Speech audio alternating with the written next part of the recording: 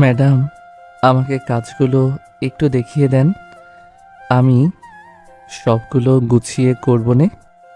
আজকে মনে হয় ড্রাইভার আসবে না। তুমি গাড়ি চালাতে পারো তো? জি, পারি।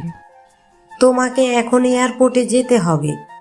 ভাবছিলাম ড্রাইভার আসবে, কিন্তু উনি তো আসেই নাই। আচ্ছা ম্যাডাম। আমি আর কিছু না বলে ওনার হাত থেকে চাবি নিয়ে বাসা থেকে বের হলাম। অনেক দিন হলো গাড়ি চালানো হয় না। অ্যাক্সিডেন্ট করব না তো আবার। পুরো কনফিডেন্স নিয়ে আমাকে গাড়ি চালাতে হবে। আমি ধীরে ধীরে গাড়ি চালাতে লাগলাম, তবে একটু সাবধানে। অনেক দিন হলো ড্রাইভিং করা হয় না। আপনারা তো আমার পরিচয় জানেন না, চলুন পরিচয় দিয়ে নিই। আমি লাদেম, গরিব ঘরের ছেলে। আমার পরিবারে দাদি আর আমি, বড় বোন আছে, বিয়ে হয়েছে, তার শ্বশুর বাড়ি থাকে। আমি পড়াশোনার পাশাপাশি সংসার চালানোর জন্য এই বাসায় কাজ করি। আপাতত এতটুকুই, বাকিটা গল্পের সাথে থাকুন, জানতে পারবেন। চলুন গল্পে ফেরা যাক। এয়ারপোর্টে যাওয়ার পর আমি গাড়ি থেকে নেমে এক কোনায় গিয়ে দাঁড়ালাম। ভিতর থেকে অনেকেই আসছে, কিন্তু ম্যাডামের কোনো খোঁজ খবর নেই। আন্টি যে আমাকে কোথায় পাঠিয়ে দিল কি জানি। আমি তো ওনার মেয়েকে চিনি না পর্যন্ত। ধুর, আন্টি বলছে আমাকে নাকি উনি খুঁজে নিবে।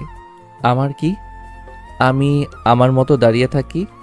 হঠাৎ দেখি ভিতর থেকে একটা মেয়ে বের হলো। চোখে কালো চশমা, ঠোঁট লাল লিপস্টিক আর কিছু মডার্ন কাপড় পরছে। এই মেয়েটা তো নয় আবার। আরে ওনাকে দেখে তো আমার থেকে বয়সে অনেক বড় লাগছে। এত সুন্দর মেয়ে তো আমার মালিকের মেয়ে হতে পারে না, এটা আমি শিওর। আমাদের দেশেও যে এত সুন্দর মেয়ে আছে, এটা ওনাকে না দেখলে বলতেই পারতাম না। আরে আরে, আমি কি করছি? সেই দিন ছোট ম্যাডামের উপর নজর দেওয়ার কারণে আমাকে কি করছিল মনে আছে আমার। আমি এবার ফোনটা হাতে নিয়ে সময় দেখতে লাগলাম, আর সেই মেয়েটাই হেঁটে হেঁটে আমার সামনে এসে বলল। তোমার নাম কি লাদেন? মনে মনে বললাম, তার মানে একটা কি মালিকের বড় মেয়ে? ওনার যে এত সুন্দর একটা মেয়ে আছে, এটা তো আমি জানতামই না। মনে মনে বললাম, যাক বাবা, তাহলে চোখের একটা মানসিক শান্তি হয়ে গেল। ওনাকে দেখলে যেন আশেপাশের সব কিছু আমি ভুলে যাই। তবে সত্যি একটা কথা কি, এর আগেও আমি অনেক সুন্দরী মেয়ে দেখেছি, কিন্তু ওনার যে মুখের কাটিং এতটা সুন্দর বলার বাহিরে। এজন্য হয়তো আলাদা করে ওনাকে সুন্দর লাগছে। তবে আমি একটু অনুমান করলাম তিনি আমার থেকে 2-3 বছরের বড় হবে। যাক, আমি এখন উল্টাপাল্টা চিন্তা বাদ দিয়ে আমি আমার কাজ করি। আমি সামনে থেকে ফোনটা সরিয়ে বললাম, জি, আমার নাম লাদেন। আমি এই কথা বলতেই মেয়েটা আমার দিকে তাকিয়ে বলল, তাহলে আম্মু তোমাকে পাঠিয়েছে? আমার আর কিছু বোঝার নেই, যা বোঝার বুঝে গেছি।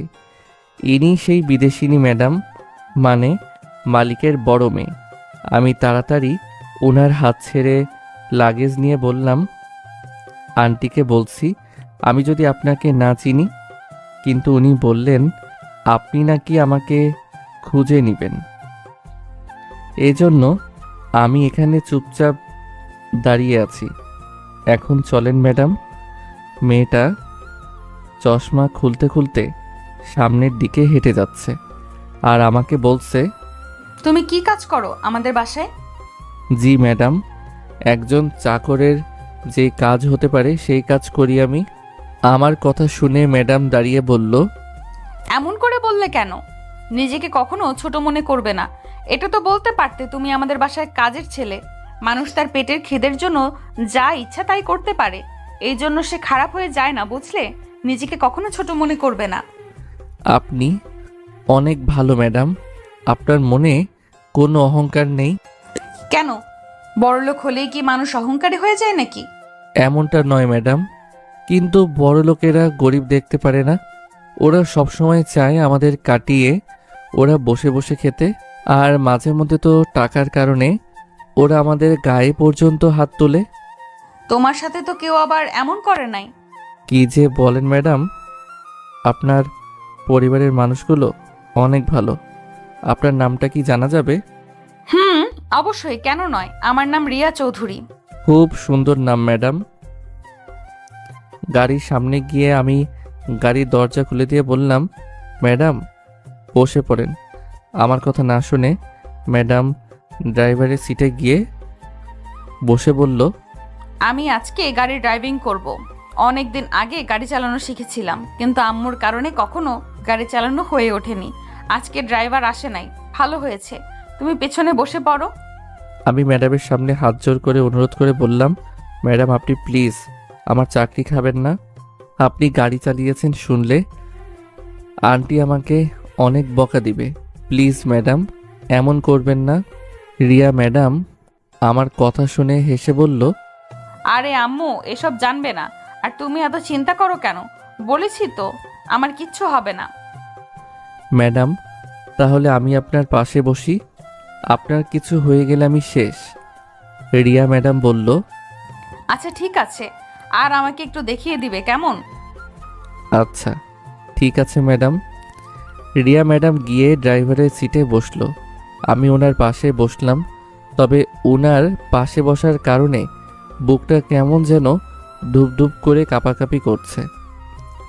রিয়া ম্যাডামের শরীর থেকে এতটা সুগন্ধি একটা ঘ্রাণ আসছে, যেটা এক প্রকার আমাকে মাতাল বানিয়ে দিচ্ছে। শুধু চোখ বন্ধ করে রিয়া ম্যাডামের পাশে বসে আছি। আসলেই সবাই যে এক হয় না, এটা হলো রিয়া ম্যাডামের প্রমাণ। তিনি কি সুন্দর করে আমার সাথে কথা বলছেন। তার মনের ভিতরে একটু অহংকার নেই। বড় লোকেরা বুঝি এমনই হয়, কিন্তু তার বোন তো একটা ডাইনি। ওই দিন আমার সাথে কি ব্যবহার করলো, মনটা চাইছিল ওর চুল ধরে টেনে ছিঁড়ে ফেলি। চোখ বন্ধ করে আবার কি চিন্তা করো তুমি? আমি কিন্তু গাড়ির চাবি দিলাম, ছাড়বো এখন।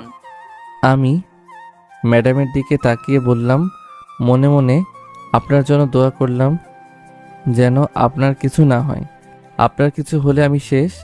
ম্যাডাম গাড়ি চালাতে চালাতে বলল, আরে আমার কিছু হবে না, তুমি দেখো আমি কিভাবে গাড়ি চালাই। রিয়া ম্যাডাম ঠিকই বলেছে, উনি খুব সুন্দর করে গাড়ি চালাচ্ছেন। আমি ওনার ড্রাইভিং দেখে মুগ্ধ হয়ে তাকিয়ে আছি। রিয়া ম্যাডামের টাকা পয়সা কোনো কিছুর অভাব নেই, তার আবার কি দরকার গাড়ি চালানোর? তিনি তো চাইলে 3-4 জন ড্রাইভার রাখতে পারে। এসব দেখে মনের ভিতরে রিয়া ম্যাডামের জন্য আলাদা একটা মায়া লেগে গেল। এতটা ভালো মানুষ যে আজও পৃথিবীতে আছে, সেটা রিয়া ম্যাডামকে না দেখলে বলতে পারতাম না।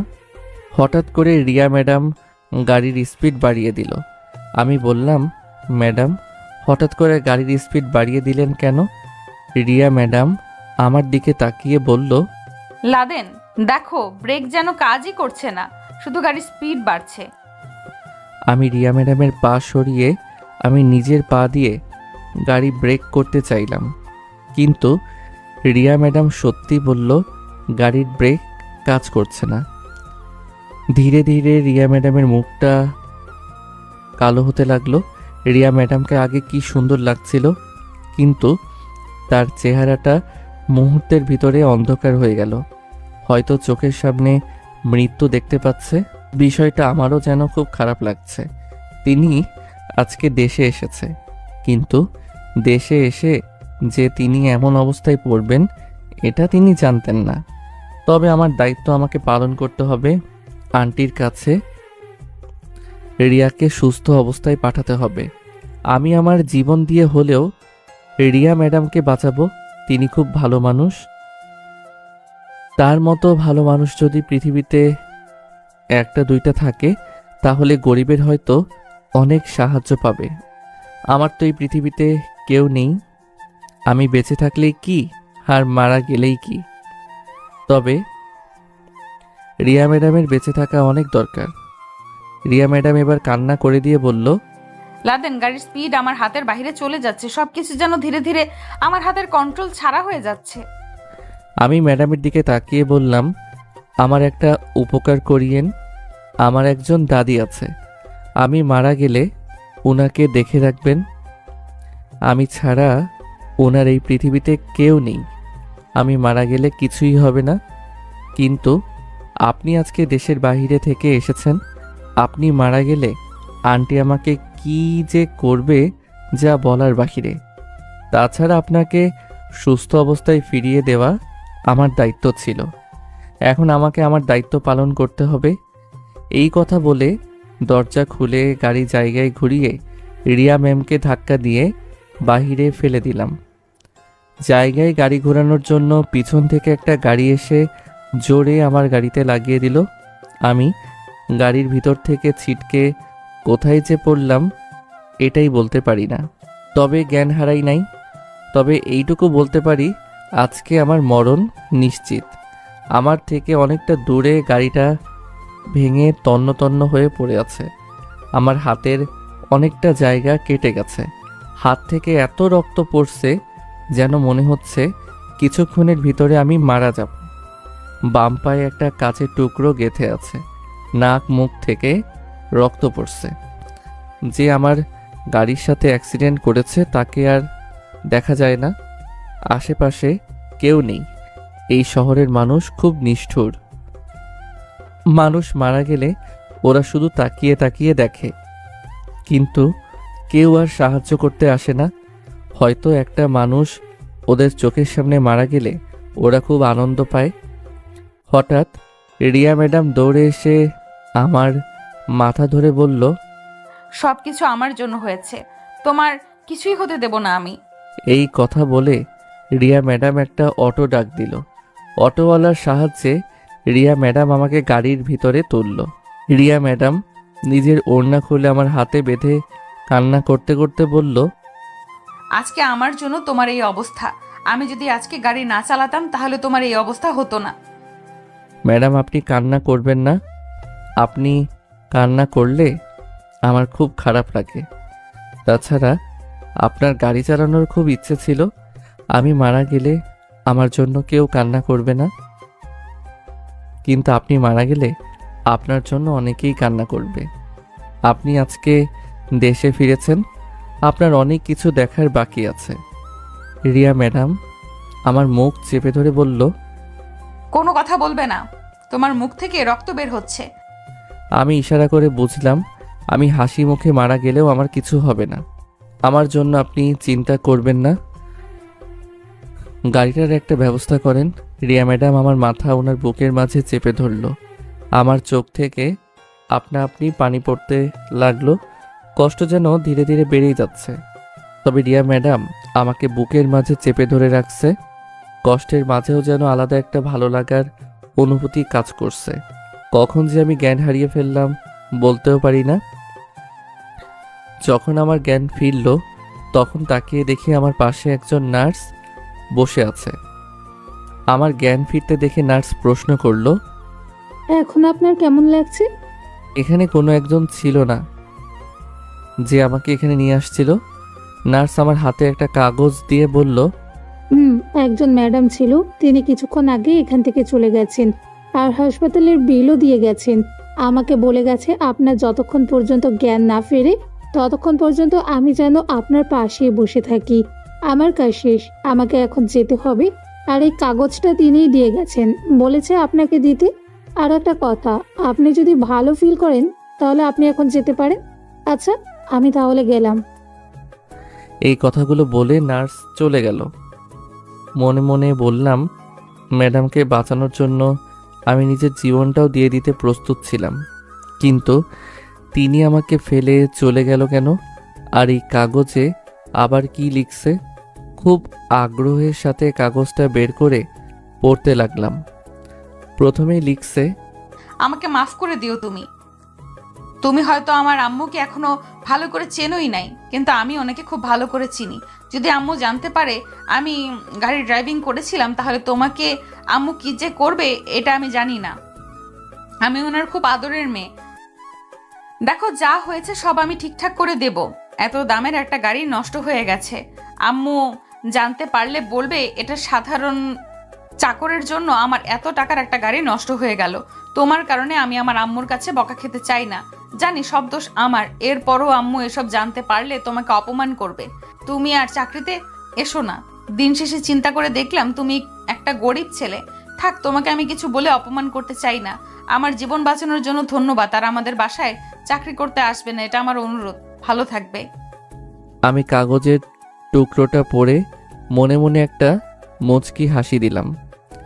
আসলেই মানুষ সত্যি বলে, কারো সাহায্য করতে নেই। আজকে যদি আমি রিয়া ম্যাডামকে সাহায্য না করতাম তাহলে তো তিনি আমার মনে হয় একেবারে জন্মের জন্য উপরে চলে যেত। কিন্তু এই উপকার করে আমি কি পেলাম? উপকারের প্রতিদান বুঝি এভাবে আমাকে দিল। নিজের গালে নিজেই জোরে একটা চট দিয়ে বললাম, তুই শালা মানুষ, তুই কেন পরের উপকার করতে যাস? মানুষের এত ভালো করিস দেখেই আজকে তোর এই অবস্থা।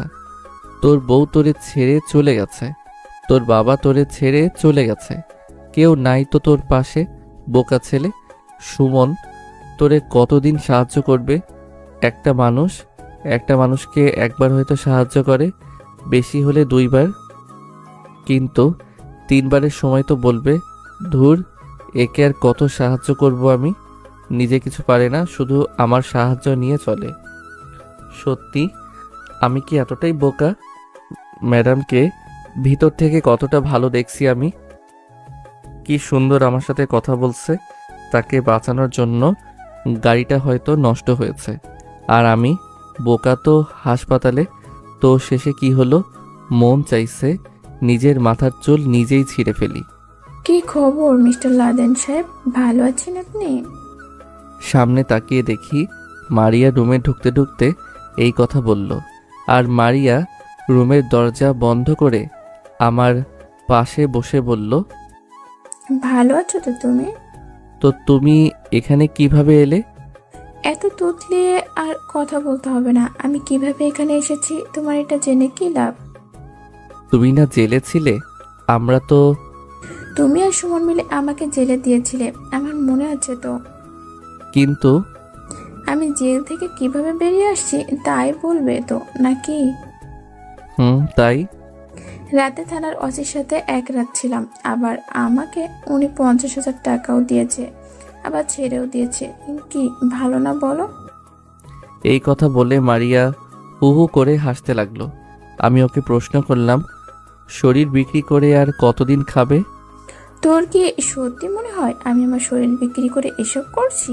আমি তো এসব করতে চাই নাই। তুই যদি আমাকে আবার ফিরিয়ে নিতি তাহলে আমি আর এমন করতাম না। আর থানার ওসির সাথে না থাকলে আমি তো জেলে পচে মরতাম। তুই তো আমার ছাড়িয়ে আনতি না। আমি এসব কথা শুনতে চাই না। এখন বলো এখানে কেন এসেছো, আর তুমি কিভাবে জানো আমি এখানে? আরে দেখ বোকা ছেলে কি বলে, আমি সকাল সকাল ওসির বাসা থেকে বের হয়ে তোর মতো কাউকে দেখলাম হাসপাতালে যেতে, আর দেখেই পিছু করে চলে আসলাম। এখন দেখি সত্যি সত্যি তুই। দেখো মারিয়া, আমার সাথে তোমার কোনো সম্পর্ক নেই। তাছাড়া আমি তোমাকে ডিভোর্স দিয়ে দিয়েছি। ডিভোর্স দিলেই বুঝি সব সম্পর্ক শেষ হয়ে যায়? দেখো আমাকে প্লিজ বিরক্ত করবে না। তুমি তোমার মতো এখান থেকে চলে যাও। এখানে আসছি কি চলে যাওয়ার জন্য? কি চাও তুমি? তোর সাথে মেয়েটা কে ছিল? উনি হলো আমার বাসার মালিকের মেয়ে। মেয়েটা তো খুব সুন্দর, কিন্তু ও তোর একা ফেলে চলে গেল কেন এটাই বুঝলাম না। আমি যেই ফোনটা হাতে নিব তখন মারিয়া আমার হাত থেকে ফোনটা নিয়ে বলল, তুই চাইলেও কাউকে কল দিতে পারবি না। আমি এই রুমটা আধা ঘন্টার জন্য ডাক্তারের কাছ থেকে বলে নিয়েছি, বিনিময়ে ডাক্তারকে 1 লাখ টাকা দিয়েছি। তো তোর কি মনে হয় টাকাগুলো আমি এমনি দিয়েছি? দেখো মারিয়া, আমি এমনি অসুস্থ। তোমার কাছে হাত জোর ধরে অনুরোধ করে বলছি, আমাকে ছেড়ে দাও প্লিজ। মারিয়া শরীর থেকে শাড়িটা টেনে খুলে ফেলল। ধীরে ধীরে ওর শরীর থেকে সব কাপড় খুলে উলঙ্গ হয়ে গেল। আমি চোখ বন্ধ করে বললাম, তুমি আমার কাছে কি চাও? তুই আমার দিকে তাকিয়ে কথা বল। আমি না তোর বিয়ে করা বউ। আগে বউ ছিলে, কিন্তু এখন তো আমি তোমাকে ডিভোর্স দিয়ে দিয়েছি। তুই আমার দিকে তাকিয়ে দেখে বলতো, আমার কাছে যা আছে অন্য মেয়ের কাছেও কি তাই আছে? হয়তো আমার সঙ্গে অনেক পুরুষ শুয়েছে, তাই বলে কি আমার কিছু কমে গেছে? তুই বুঝিস না কেন আমি তোর জন্য সব কিছু করতে পারি? তুই আমাকে প্লিজ ফিরিয়ে নে। আগে আপনি কাপড় পরেন। মারিয়া আমার উপরে চেপে আমার ঠোঁট দখল করে নিল। কোনো মতে ওকে ছাড়িয়ে বললাম, আমার হাত থেকে রক্ত বের হচ্ছে, প্লিজ আমাকে আপনি ছেড়ে দিন।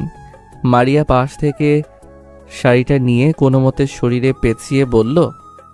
এবার আমার দিকে তাকা। আমি মারিয়ার দিকে তাকিয়ে বললাম, আপনি প্লিজ আমার সামনে থেকে চলে যান। মারিয়া আমার ঠোঁটে আলতো ছোঁয়া দিয়ে বলল, জানিস আমি জীবনে অনেক বড় ভুল করেছি, তোর মতো ভালো একটা ছেলেকে হাতছাড়া করে। ভাবছিলাম তোর আড়ালে তোর বাবার সাথে পরক্রিয়া করব, কিন্তু তোর বন্ধুর জন্য সেটাও পারলাম না। আবার তোর বাবারও আমাকে একা রেখে চলে গেছে। আমি আপনার এসব কথা শুনতে চাই না, আপনি আপনার রাস্তা দেখেন। তোর মনটা অনেক ভালো জানিস। আমার খুব কষ্ট হচ্ছে, প্লিজ ডাক্তার ডেকে দিবেন, আমার হাত থেকে রক্ত বের হচ্ছে।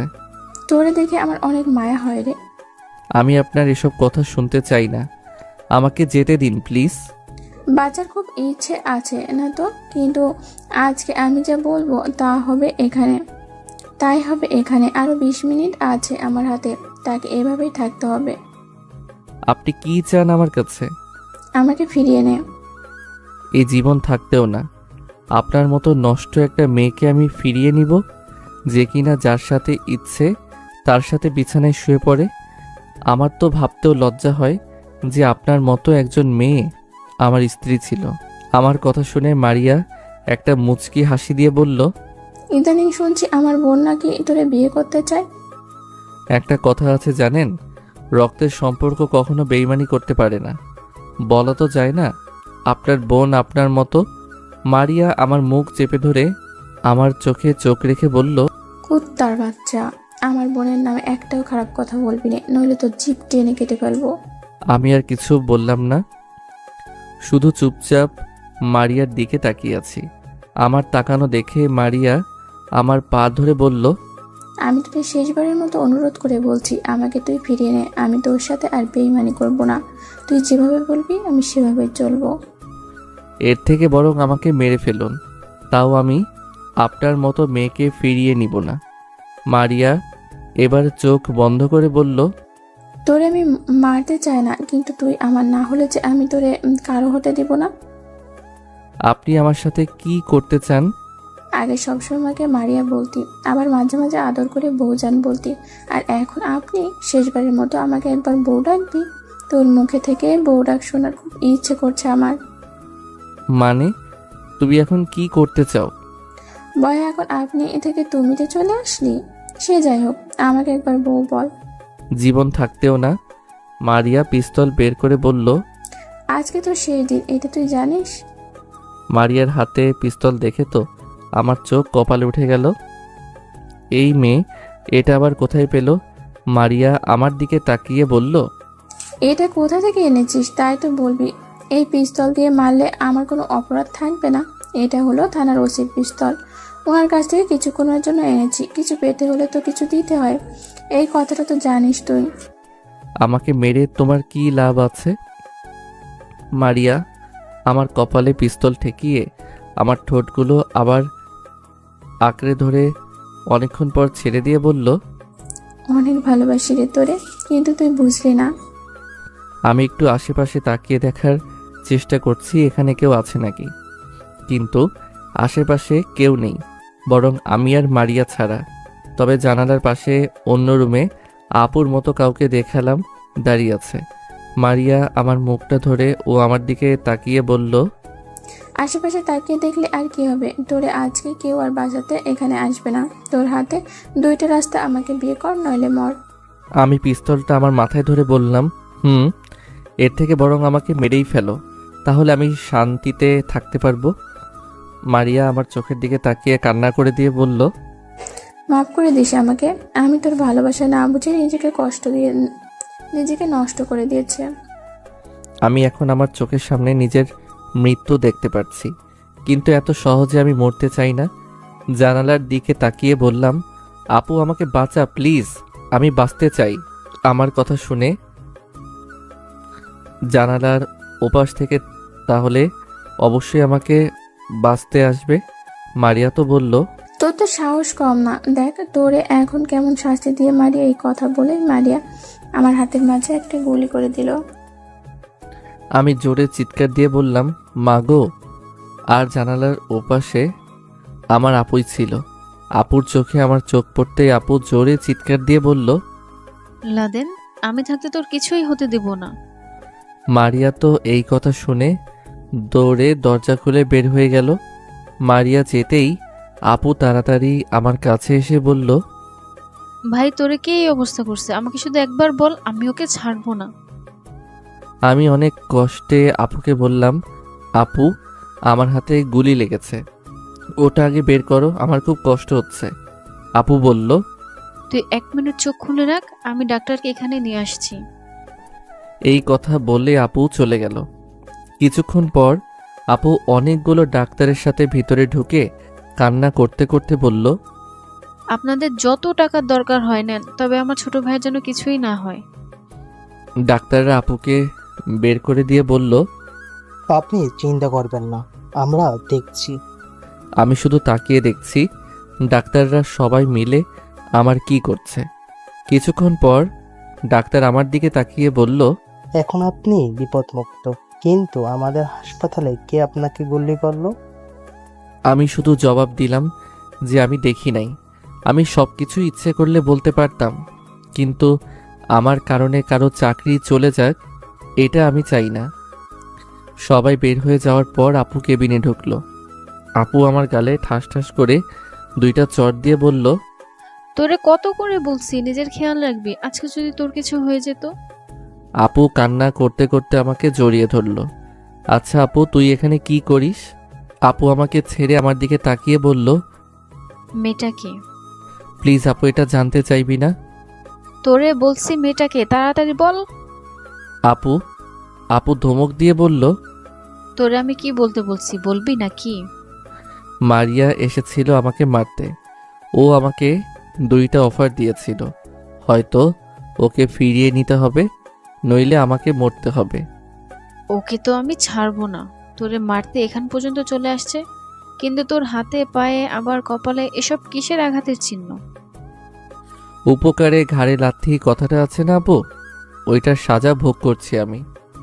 কে তোর এই অবস্থা করছে, যার কারণে তুই হাসপাতালে? মালিকের মেয়েকে বাঁচাতে গিয়ে এই অবস্থা হয়েছে, কিন্তু শেষে আমার চাকরি চলে গেল। আমার কারণে নাকি ওদের গাড়ি নষ্ট হয়ে গেছে। বিশ্বাস করো আপু, তখন আমি না থাকলে মেয়েটা মারা যেত। আপু কিছু বলছে না, চুপচাপ আমার দিকে তাকিয়ে আছে। আপু, তুই আমার দিকে এভাবে তাকিয়ে আছিস কেন? নিজেকে না খুব পরিবর্তন করবি বলেছিলি, কই কিছুই তো হলো না।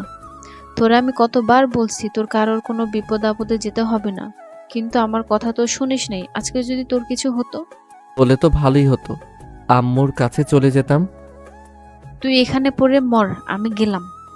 আমি আপুর হাত ধরে বললাম, আমাকে একা ফেলে চলে যাবি? আপু কান্না করতে করতে বলল, তুই কেন বুঝিস না নিজেকে? আজকে যদি আমি হাসপাতালে রোগী দেখতে না আসতাম তাহলে তোর কি হতো? আর এখানে গার্ড থাকার পরেও কিভাবে ও পিস্তল নিয়ে এখানে আসে? আমি তো ছাড়বো না। বাদ দে আপু। তুই কিভাবে ভালো হবি আমার এটা জানা আছে, চল আমার সাথে। কোথায়? কোনো কথা বলবি না, তোর কথা চিন্তা করতে করতে আমি ঠিকঠাক খেতে পর্যন্ত পারি না। বাবা মা হারা একটা ছেলে কখন কি করে, আর তুই পরের উপকার করে বেড়াস। অনেক হয়েছে, আর না, এখন আমার সাথে চল। আপু দাদিকে? সেটা তোর বলতে না, আমি দেখছি কি করা যায়। আর ওই শালিরে পেলে তো আমি ছাড়বো না, আমার ভাইকে মারতে এখানে আসে। আপু 2জন নার্সের সাহায্যে আমাকে গাড়িতে তুলল, শেষে আমাকে একটা নতুন বাসায় নিয়ে গেল। এখানে তেমন কাউকে দেখতে পাচ্ছি না। বাসার ভিতরে গিয়ে দেখি একজন মহিলা দাঁড়িয়ে আছে। আপনি গিয়ে বাসাটা একটু ভালো করে পরিষ্কার করে নিন, ঠিক আছে? আপু বলল। মহিলাটা আপুর কথা শুনে ভিতরে চলে গেল। এবার আপু আমার দিকে তাকিয়ে বলল, এই এখানে বস। আমি আপুর কথা শুনে আস্তে করে সোফায় গিয়ে বসলাম। এটা আমার নতুন বাসা। বাসাটা অনেক সুন্দর আপু। তোর দুলাভাই এটা আমার জন্মদিনে গিফট করেছে। ভালোই হয়েছে, তবে সত্যি কথা কি জানিস, তুই তোর পথ দেখে অনেক ভালো করছ। দুলাভাই সত্যিই অনেক ভালো। হুম, এমন একজন স্বামী পাওয়া ভাগ্যের বিষয়। তবে আজকে থেকে তুই এখানেই থাকবি। শরীরটা একটু সুস্থ হওয়ার পর চলে যাব। এটা তোর বোনের বাসা, মানে আজ থেকে তোর। মাফ করো আপু, আমি তোর বাসায় থাকতে পারবো না। আপু আমার দিকে অসহায় দৃষ্টিতে তাকিয়ে বলল, আমাকে তুই পর করে দিলি। দেখ আপু, আমি এমনটা বলতে চাইছি না। তোর সংসার আছে, আবার দুলাভাই তোরে এটা গিফট দিয়েছে। আমার জন্য তুই আর কত করবি বল। আপু আমাকে জড়িয়ে ধরে বলল, তুই ছাড়া আমার এই পৃথিবীতে কি আছে বল? তুই ছাড়া আমি কাকে ভাইয়া বলে ডাকবো বল? আমার মেয়ে কাকে মামা বলে ডাকবে বল? আমি তোরে হারাতে চাই না ভাই, তুই আর পাগলামো করিস না। তোরে হারিয়ে আমি থাকতে পারবো না। একে একে বাবা মা সবাই চলে গেল, তুই ছাড়া আমার এই পৃথিবীতে কেউ নেই ভাই। প্লিজ আমার কথা শোন।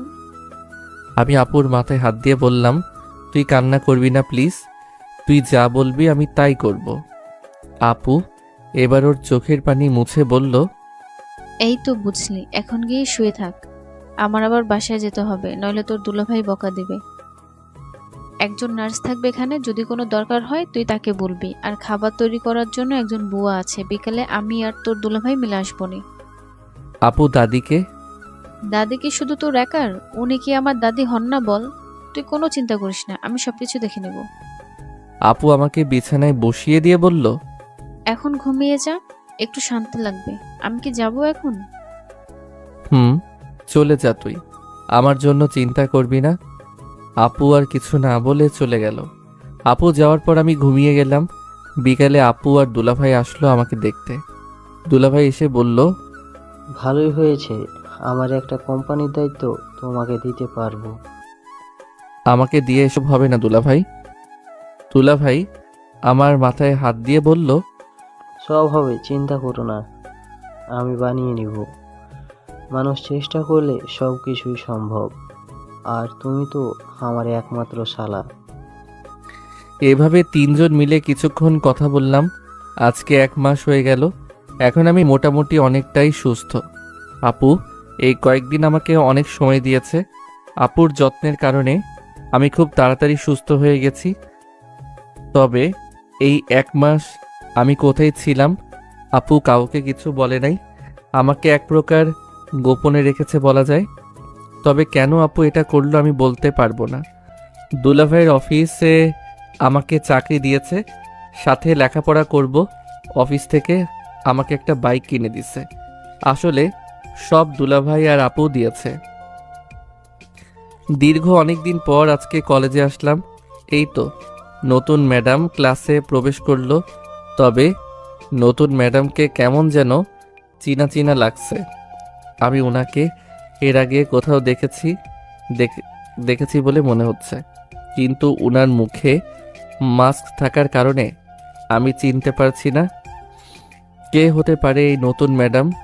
ম্যাডাম সামনে দাঁড়িয়ে ওনার মুখ থেকে মাস্ক খুলে নিল। আর তখন যেন আমি ওনাকে দেখে 1 মিনিটের জন্য জ্ঞান হারিয়ে ফেলছি। অ্যানি এখানে কি করে? আমি কখনো ভাবি নাই আমি যেই বাসায় কাজ করতাম সেই বাসার মালিকের মেয়ে আমাদের ক্লাসের ইংরেজি ম্যাডাম হবেন। কিভাবে কি ভাই? আমি রিয়া ম্যাডামের দিকে এক দৃষ্টিতে তাকিয়ে আছি। তবে আচমকা সেদিনের কথা মনে পড়ে মনটাই খারাপ হয়ে গেল। রিয়া ম্যাডাম আমাকে বিপদে ফেলে একা চলে গেছিল। এটা আমার সারা জীবন মনে থাকবে, কখনো আমি এটা ভুলবো না। আমি রিয়া ম্যাডামকে কতটা ভালো মনে করতাম, কিন্তু তিনি আমার সাথে কি একটা বেইমানি করছেন। রিয়া ম্যাডাম এবার আমার দিকে তাকালো। তিনিও একটু অবাক হয়েছেন। হয়তো তিনি আমাকে এখানে আশা করে নাই। রিয়া ম্যাডাম কখনো চাইতো না যেন আমি ওনার সামনে আসি। তিনি তো আমাকে বলছিল আমি যেন ওনার আম্মুর সামনে না আসি, কিন্তু আমি আমার কথা রেখেছি।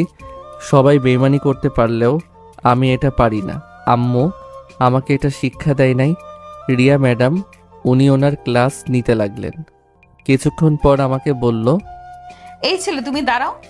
আমি রিয়া ম্যাডামের কথা শুনে দাঁড়িয়ে গেলাম। রিয়া ম্যাডাম আমাকে প্রশ্ন করলো। তোমার বয়স দেখে তো মনে হচ্ছে তুমি এই ক্লাসের ছেলে না। আমি কিছু বলবো তার আগে রুহি, মানে আমার বন্ধুর বোন, দাঁড়িয়ে বলল, ম্যাডাম, এই সম্পর্কে আমার ভাইকে কোনো প্রশ্ন করবেন না। কোনো কারণে পড়াশোনা ছেড়ে দিয়েছিল, তো এখন আবার পড়াশোনা করতে এসেছে। বলা তো যায় না কার মন কখন পরিবর্তন হয়ে যায়। বুঝেছি, তুমি এখন বসে তো। রিয়া ম্যাডাম আবার আমার দিকে তাকিয়ে বলল, তো তোমার নাম কি? জি ম্যাডাম, লাদেন। আচ্ছা ঠিক আছে, বসে পড়ো। এরপর রিয়া ম্যাডামের সময় শেষ হয়ে গেল।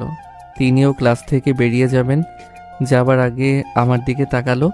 হয়তো আমাকে কিছু বলতে চেয়েছিল, কিন্তু আমার তার মুখ থেকে কোনো কিছু শোনার ইচ্ছা নাই। তিনি আমার সাথে কি করছেন এটা আমার মনে থাকবে।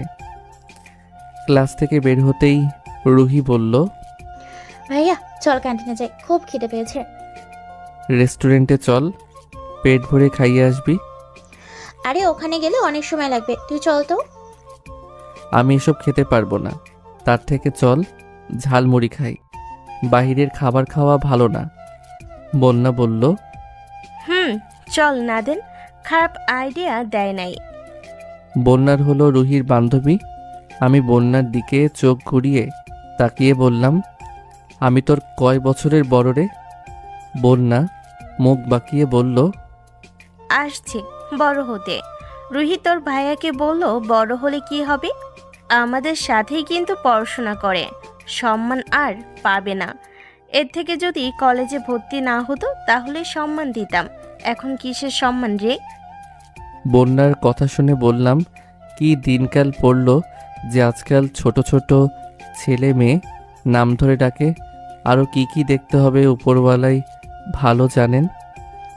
রুহি বন্যাকে বলল, তোরা যা ইচ্ছে তাই কর, এর মাঝে আমাকে টেনে নিবি না, ঝগড়া করবি তোরা। আবার আমার নাম দিস কেন? বন্যা কিছু না বলে সামনে যেতে লাগলো। আমি রুহিকে বললাম, তোর বান্ধবীর সবগুলো চুল আমি ছিঁড়ে নিব, দেখিস। আমার সাথে পাঙ্গা নেয়। রুহি শুধু বলল, আর বলিস না, ওর মাথায় সমস্যা আছে, বিয়ের পর ওর বর পাগল না হয়ে যায়। বন্যা আমার হাতে ঝালমুড়ি দিয়ে বলল, আজকে যত পারেন খান, বিল আমি দেব। 10 টাকা 20 টাকা খেলে আর কি হবে? রেস্টুরেন্টে গিয়ে বলতা তাহলেই হতো, পুরো 12টা বাজিয়ে দিতাম। রেস্টুরেন্টে গিয়ে তো আপনি খাওয়াবেন। হ, ভালো করেই খাওয়াবো। আমাকে তো চিনো না তুমি। হঠাৎ করে রুহি বলল, ভাইয়া তুই আজকে ম্যাডামের সাথে এভাবে কথা বললি কেন? দেখলি না ম্যাডাম কীভাবে রেগে গেল? আজকে এসে এমন করলি কেন বুঝলাম না। এত ম্যাডাম ম্যাডাম করিস না। আমি যদি তোর ম্যাডামের 12টা না বাজাই তাহলে আমার নাম লাদেন না। তোর মাথা খারাপ হয়ে গেছে? আমরা আবার চিন্তা করছি ওনার কাছে টিউশনি পড়বো। তোর ইচ্ছে হলে তুই পড়, আমি পড়বো না। আমার এতটাও সময় নেই। আমার আবার এখন অফিস আছে। ও সেট, আমি তো ভুলেই গেছি। আমাকে এখন অফিসে যেতে হবে। ভাইয়া তুই না পড়ালেখা করতে? রাখ তোর পড়াশোনা, এটা আমি ফাঁকে ফাঁকে করে নিব। নতুন চাকরি নিছি জানিস না? ওই বাইকটা অফিস থেকে দিয়েছে। এই ছেলে, তোমার নাম লাদেন? জি, আমার নাম লাদেন। কেন কিছু বলবেন নাকি? তোমাকে রিয়া ম্যাডাম ডাকে, অফিস রুমে যাও। আচ্ছা ঠিক আছে, আপনি যান, আমি আসছি। মুরব্বি যেতেই আমি রুহিকে বললাম, ইনি কি পিয়ন নাকি? হুম। আর তোরে রিয়া ম্যাডাম ডেকে কেন? বলছিস না কেন উল্টাপাল্টা কথা বলবি না? এখন হলো তো? আরে রাখ তোর যাওয়ার। আমার তো খেতে কাজ নেই যে তিনি বলল আর আমাকে যেতে হবে। তাহলে তুই যাবি না? আরে আমার সময় নেই রে, অফিসে যেতে হবে। ম্যাডাম রাগ করবেন না। আমার পরিবর্তে তুই যা। আমি গেলাম। আমি চলে আসতে যাব, তখন হঠাৎ করে পিছন থেকে কে জানি বলল, কি হলো লাদেন? তোমাকে আমি ডাকলাম, তুমি গেলে না কেন? পিছনে তাকিয়ে দেখি রিয়া ম্যাডাম দাঁড়িয়ে আছে। আমি ওনাকে দেখে বললাম, জি ম্যাডাম, কি হয়েছে বলেন। কি হয়েছে মানে? আমি তোমাকে বললাম আমার সাথে অফিস রুমে দেখা করতে, কিন্তু তুমি গেলে না, এখন এখানে দাঁড়িয়ে আছো। আমার কথায় রাগ করবেন না ম্যাডাম, আমি আবার সব সময় উচিত কথা বলি। দেখেন, আপনি যতক্ষণ ক্লাসে আছেন ততক্ষণ আমার ম্যাডাম, এর বাহিরে একজন সাধারণ মানুষ আমার কাছে আপনি। আর আমি বিশেষ করে কারো কথা শুনি না, এটা আমার একটা বদঅভ্যাস বলতে পারেন। রিয়া ম্যাডাম আমার মুখ থেকে এমন কথা শুনবেন হয়তো তিনি এটা আশা করে নাই। রিয়া ম্যাডামের মুখটা যেন একটু কালো হয়ে গেল। রুহি আমার কাছে এসে বলল, ভাইয়া তোর মাথা খারাপ হয়ে গেছে, উনি আমাদের ইংলিশ ম্যাডাম হন, যদি উল্টোপাল্টা কিছু বলিস আটকে দিবি কিন্তু। উনার কাজ হলো পড়ানো, আমি এসব ভয় পাই না। দরকার হলে পড়াশোনা ছেড়ে দিব, কাউকে বিশ্বাস করে দ্বিতীয়বার আর মরতে চাই না। জীবনে অনেক ধোঁকা খেয়েছি। রিয়া ম্যাডাম আমার কথা শুনে বলল, দেখো লাদেন, সেদিনের জন্য সরি, আমার ভুল হয়ে গেছে, বিশ্বাস করো। আমি আপনাকে বলি নাই ম্যাডাম, আমাকে সরি বলুন। ভুল আপনার হয় নাই, ভুল তো হয়েছে আমার। আচ্ছা ম্যাডাম, কিছু মনে করবেন না, আমাকে এখন যেতে হবে। আপনি ক্লাসে যান, আপনার দেরি হয়ে যাচ্ছে। এই কথা বলে আমি আমার বাইকের কাছে যেতে লাগলাম। বাইকের উপর বসে যেই চাবি বের করলাম, আর তখন আমার হাত থেকে টপ করে রিয়া ম্যাডাম চাবিটা নিয়ে নিল। আমি রিয়া ম্যাডামের দিকে তাকিয়ে বললাম, ম্যাডাম চাবি নিলেন কেন? রিয়া ম্যাডাম একটা হাসি দিয়ে বলল, আমার এখন একটা ক্লাস আছে, তুমি কিছুক্ষণ অপেক্ষা করো, আমি ক্লাস শেষ করেই বের হয়ে যাব। তোমার সাথে আমার কিছু দরকারি কথা আছে, আর বাইকের চাবি তোমার কাছে দিলে তো তুমি চলে যাবে, এটার জন্য এটা দিয়ে নিলাম। একটু অপেক্ষা করো কেমন, আমি ক্লাস শেষ করেই বের হয়ে যাব। এই কথা বলে রিয়া ম্যাডাম দেখতে দেখতে চোখের সামনে থেকে চলে গেল। আমি বাইক থেকে নেমে বন্যার পাশে দাঁড়িয়ে বললাম, রুহি কোথায় গেছে? বন্যা আমাকে বলল, পানি আনতে গেছে। কেন, আপনি নাকি চলে যান?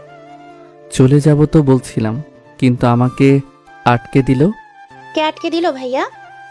রুহির হাত থেকে পানিটা নিয়ে খেতে খেতে বললাম, তোর ইংরেজি ম্যাডাম মনটা চাইছিল দুই গালে দুইটা থাপ্পড় দেই, কিন্তু সম্মানের জন্য পারি নাই। উনি আবার আমাদের ইংরেজি ম্যাডাম হন। ম্যাডাম তোরে চিনে কিভাবে রে ভাইয়া? আমার কারণে তোর ম্যাডাম আজকে এই কলেজ পর্যন্ত এসেছে, নইলে এতদিন তিনি আমার জায়গায় হাসপাতালে থাকতো। বুঝলাম না ভাইয়া। আমি যেই বাসায় কাজ করতাম সেই বাসার মালিকের মেয়ে তিনি, আর তাকে বাঁচাতে গিয়ে আমি হাসপাতালে ছিলাম। সবকিছু একটু পরিষ্কার করে বল। যেইটুকু শুনলি এখানেই থাক, আর শোনা লাগবে না। তাহলে তুমি থাকো, রুহি চল আমরা চলে যাই, আজকে আর ক্লাস করব না। রুহি বোন আমার, আমাকে একা ফেলে চলে যাবি? রুহি আমার দিকে তাকিয়ে বলল, কে ভাই আপনি, আমাকে বোন বলছেন? রুহি আমার সাথে বেইমানি করলি? রুহি দাঁত কেলিয়ে বলল, মাঝে মাঝে একটু করতেই হয়। এখন আমরা গেলাম, তুই একা একা দাঁড়িয়ে থাক। খুব তো বড় গলায় বলেছিলে আপনি ক্লাসের ভিতরে আমার ম্যাডাম হন, আর ক্লাসের বাইরে সাধারণ মানুষ। এখন ঠেলা বুঝ, অপেক্ষা করতে থাক। আজকে তোমাকে জায়গা মতো আটকে দিয়েছে ম্যাডাম। আমি শুধু একবার বাসায় যাই, তোর খবর আছে রুহি, মনে রাখিস।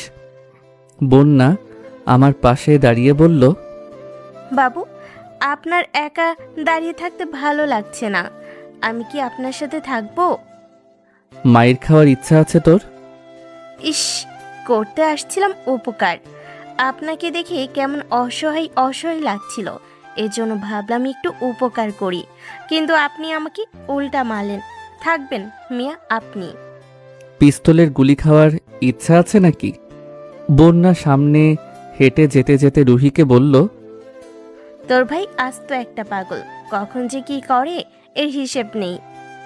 ওরা চলে যাওয়ার পর আমি ফোনটা বের করে গেম খেলতে লাগলাম। ধুর মিয়া, ধুর। রিয়া ম্যাডাম আমাকে ডাকছিল, তখন যদি চলে যেতাম তাহলে এখন আর দাঁড়িয়ে থাকতে হতো না। এখন আমাকে আধা ঘন্টা দাঁড়িয়ে থাকতে হবে। বালের বিপদ আমার পিছুই ছাড়ে না। হঠাৎ দেখলাম আমার পুরাতন শালি ক্লাসরুম থেকে বের হয়ে মাঠের দিকে আসছে। আমি ধীরে ধীরে হেঁটে বাইকের কাছে চলে গেলাম। এই মেয়ের সাথে কথা বলার একদম ইচ্ছে নাই আমার। আমি মাথা নিচু করে ফোনে গেম খেলছি। রিয়া ম্যাডামের এখনও কোনো খবর নাই। মেজাজ এখন আমার ধীরে ধীরে গরম হতে লাগলো। ইস, অনেকটাই দেরি করে ফেললাম না আমি? অপেক্ষা করানোর জন্য সরি, এছাড়া আমার অন্য কোনো উপায় ছিল না। নাও চকলেট খাও। আমি রিয়া ম্যাডামের দিকে তাকিয়ে বললাম, এখন আমার চাবি দেন, আমাকে যেতে হবে। এতক্ষণ অপেক্ষা করেছো কি চলে যাওয়ার জন্য? আসো আমার সাথে। আমি এখন বাইক নিয়ে হেঁটে যাব আপনার সাথে। এটাই করতে হবে। তোমার কাছে চাবি দিলে তুমি চলে যাবে। এখন আমার পেছনে পেছনে আসো। রিয়া ম্যাডামের কথা শুনে রাগে আমার মাথার চুল সবগুলো দাঁড়িয়ে গেছে। মনটা চাইছে বাইকটা ওনার উপর ফেলে ওনাকে মেরে ফেলি। কি আর করার, আমি রিয়া ম্যাডামের পিছনে পিছনে বাইক নিয়ে হাঁটতে লাগলাম। রিয়া ম্যাডাম আমার দিকে তাকিয়ে বলল, খুব রাগ হচ্ছে না তোমার লাদেন? আপনি আমার ম্যাডাম, এর জন্য আপনাকে সম্মান করি। যদি ম্যাডাম না হতেন তাহলে আপনার 12টা বাজাতাম আমি। রিয়া ম্যাডাম মুচকি হাসি দিয়ে বলল, এই জন্যই তো সুযোগ নিচ্ছি। রিয়া ম্যাডামের পিছনে যেতে যেতে আমাকে তিনি নির্জন একটা জায়গায় নিয়ে গেল। আমাকে একটা বেঞ্চে বসতে বলে বলল, চা খাবে? আমি দাঁতের দাঁত চেপে বললাম, এত দূরে হেঁটে আসছি কি চা খাওয়ার জন্যে? তাহলে চিকেন খাবে? বলবো নিয়ে আসতে? ম্যাডাম, মজা করবেন না কিন্তু, এমনি রাগে শরীরটা ফেটে যাচ্ছে। বাইক থাকার পরেও আমাকে এত দূরে হাঁটিয়ে নিয়ে আসলেন। মনটা চাইছিল। রিয়া ম্যাডাম আমার পাশে বসে বলল, মন খারাপ তোমার? না, মন খারাপ থাকবে কেন? তুমি বসো, আমি তোমার জন্য চা নিয়ে আসছি। শত হোক, উনি আমার ম্যাডাম হন, উনি আমার জন্য চা আনবেন এটা হতে পারে না। আমি দাঁড়িয়ে বললাম, আপনি একটু বসেন, আমি আপনার জন্য চা নিয়ে আসছি। সামনের দোকান থেকে চা নিয়ে এসে রিয়া ম্যাডামের হাতে একটা কাপ দিয়ে আমি ওনার পাশে বসলাম। রিয়া ম্যাডাম চা খেতে খেতে বলল, জান লাদেন, আমার চা খাওয়ার একটা অভ্যাস হয়ে গেছে। খুব ভালো লাগে এই জিনিসটা আমার। ম্যাডাম, কিছু মনে না করলে একটা কথা কি বলবো? বলো। আমি তোমাকে না করেছি? আপনি আমার ম্যাডাম হন, আমি যে আপনার সাথে বসে আছি, মানুষ দেখলে কি বলবে বলেন ম্যাডাম? আমি আপনার একজন ছাত্র। রিয়া ম্যাডাম হাসি দিয়ে বলল, কে কি বলবে তা দেখে আমি কি করব? আজকে আমি তোমার জন্য বেঁচে আছি। আমি মন খারাপ করে বললাম, ম্যাডাম, আর একটা কথা জিজ্ঞেস করব? তুমি কি বলবে এটা আমি ভালো করেই জানি। এটাই তো বলবে যে আমি কেন সেই দিন তোমাকে একা রেখে চলে গেছি? ম্যাডাম, আমি শুধু এটাই জানতে চাইবো, আমাকে সেদিন কেন একা রেখে চলে গেছিলেন? আমি তোমাকে একা ফেলে চলে আসতে চাই নাই। কি করব বলো? আম্মু শুধু ফোনের উপর ফোন দিচ্ছিল আমি যেন তাড়াতাড়ি বাসায় যাই। আর আম্মু যদি জানতো আমি গাড়ি ড্রাইভিং করছিলাম, আমাকে তো শুধু শাসন করতো। কিন্তু তুমি আমাকে ড্রাইভিং করতে দিয়েছো জানলে তোমাকে আম্মু ছাড়তো না। এতদিন পর আমি বাহির থেকে এসেছি, তোমার কারণে যদি আমার কিছু হতো তোমাকে উনি ছাড়তো না। এই জন্য তোমাকে চাকরিতে আসতে না করলাম। আমি জানি আমার এটা করা উচিত হয় নাই, আর তোমার জ্ঞান অনেক দেরিতে ফিরেছিল বলে তোমাকে সেদিন একা ফেলে চলে আসতে হলো। সরি, আমাকে মাফ করে দাও। আজকে তুমি না থাকলে আমি হয়তো বেঁচে থাকতে পারতাম না। থাক ম্যাডাম, আর সরি বলতে হবে না, যা হয়েছে তো হয়েই গেছে। তবে গাড়ির কথা আন্টি জানতে চাই নাই। আমি বলছি চাকা একটা ফেটে গেছে, এই জন্য গাড়ি ঠিক করতে রেখে আসছি। পরে আর আম্মু কিছু জিজ্ঞেস করে নাই। তোমার কথা একবার বলছিল, আমি বলছি জানি না তুমি কোথায়। আপনি জানেন, আপনি চলে যাওয়ার পর আমার জ্ঞান ফিরতেই আমার এক্স বউ আমাকে মারতে এসেছিল। রিয়া ম্যাডাম অবাক হয়ে আমার দিকে তাকিয়ে বলল, তোমার বউ আছে আর তোমাকে দেখে তো একদম বিবাহিত মনে হচ্ছে না। আমি মন খারাপ করে বললাম, আমি মানুষের ভালো চাই ম্যাডাম, সবসময় সবার উপকার করি, কিন্তু শেষে আমিই সাজা পাই। পরিবারের জন্য এত কিছু করলাম, কিন্তু শেষে আমি কি পেলাম? কি হয়েছিল বলা যাবে আমাকে? বললে আর কি হবে ম্যাডাম, কষ্টগুলো আবার মনে হবে। আমাকে বলো, বললে হয়তো তোমার কষ্টটা একটু কমবে। আমি রিয়া ম্যাডামকে সব কিছু ধীরে ধীরে বললাম। সব বলে চোখের পানি মুছে বললাম, আমি খুব খারাপ একটা ছেলে, জানেন ম্যাডাম। কে বললো তুমি খুব খারাপ ছেলে? তোমার মতো ছেলে একটাও খুঁজে পাওয়া যাবে কিনা এটাই তো ভাগ্যের ব্যাপার। যে তার বউকে বিশ্বাস করে একটু ছুঁয়েও পর্যন্ত দেখে নাই, আজকে সে। ম্যাডাম আর কোনো কিছু মনে করিয়ে দিবেন না, এসব শুনলে মন খারাপ হয়ে যায়। তার মানে সেদিন আমি চলে যাওয়ার পর ওই মারিয়া তোমাকে মারতে এসেছিল? ম্যাডাম, আপু না থাকতে আমি তো মারাই যেতাম। তোমাকে সেদিন আমার এইভাবে একা ফেলে আসা উচিত হয়নি। আমি হাত জোর করে তোমার কাছে। তাড়াতাড়ি ম্যাডামের হাত ধরে বললাম, এভাবে বলবেন না আপনি ম্যাডাম, আপনি একজন সম্মানী ব্যক্তি। আমি চাই না আমার কারণে আপনার মান সম্মান নষ্ট হোক। মন খারাপ হয়ে গেছে না তোমার? এই অল্প একটু, বেশি না ম্যাডাম। আমাকে তোমার খারাপ মেয়ে মনে হয় না লাদেন? কি যে বলেন, আপনার সাথে আমি প্রথম দিন কথা বলেই বুঝে গেছি যে আপনি কতটা ভালো একটা মেয়ে। আর আমাকে যেদিন আপনি হাসপাতালে রেখে চলে গেছিলেন তখন আমার অনেক খারাপ লাগছিল। আপনার উপর এর প্রতিশোধ নিব বলে এমন একটা ভাব হয়েছিল আমার, কিন্তু না, আপনি সত্যি অনেক ভালো। রিয়া ম্যাডাম এবার উনার মুখটা আমার সামনে নিয়ে এসে বলল, নাও, আমাকে জোরে একটা থাপ্পড় দাও। আমি সত্যিই তোমার সাথে অনেক বড় একটা অন্যায় করে ফেলেছি। ছি ছি ম্যাডাম, এভাবে বলে আমাকে লজ্জা দিবেন না। আপনি আমার শিক্ষক, আপনার সাথে আমি এই রকম করতে পারবো বলেন? আমার উপর রাগ নাই তোমার? আগে ছিল, কিন্তু এখন নাই। আপনি সত্যি অনেক ভালো। এতটাও ভালো নয় আমি। যদি ভালো না হতেন আমার পাশে এভাবে বসে থেকে মাফ চাইতেন না। আসলেই সত্যি আপনার মনে কোনো অহংকার নেই ম্যাডাম। অহংকার হলো পতনের মূল, এই কথাটা তো জানো তুমি। আর 2 দিন পর তো মারাই যাব, তাহলে কিসের এত অহংকার বলো? তবে আজকে আমি তোমার কারণে এই জায়গায়। ম্যাডাম বাদ দেন এসব কথা। তোমার আপু অনেক ভালো, তোমার জন্য এত কিছু করছে। উনি আমার আপু কে বলছে? উনি আমার জন্য আমার আম্মু। মন খারাপ করো না, তুমি চাকরি করো আর সময় পাইলে কলেজে আসবে।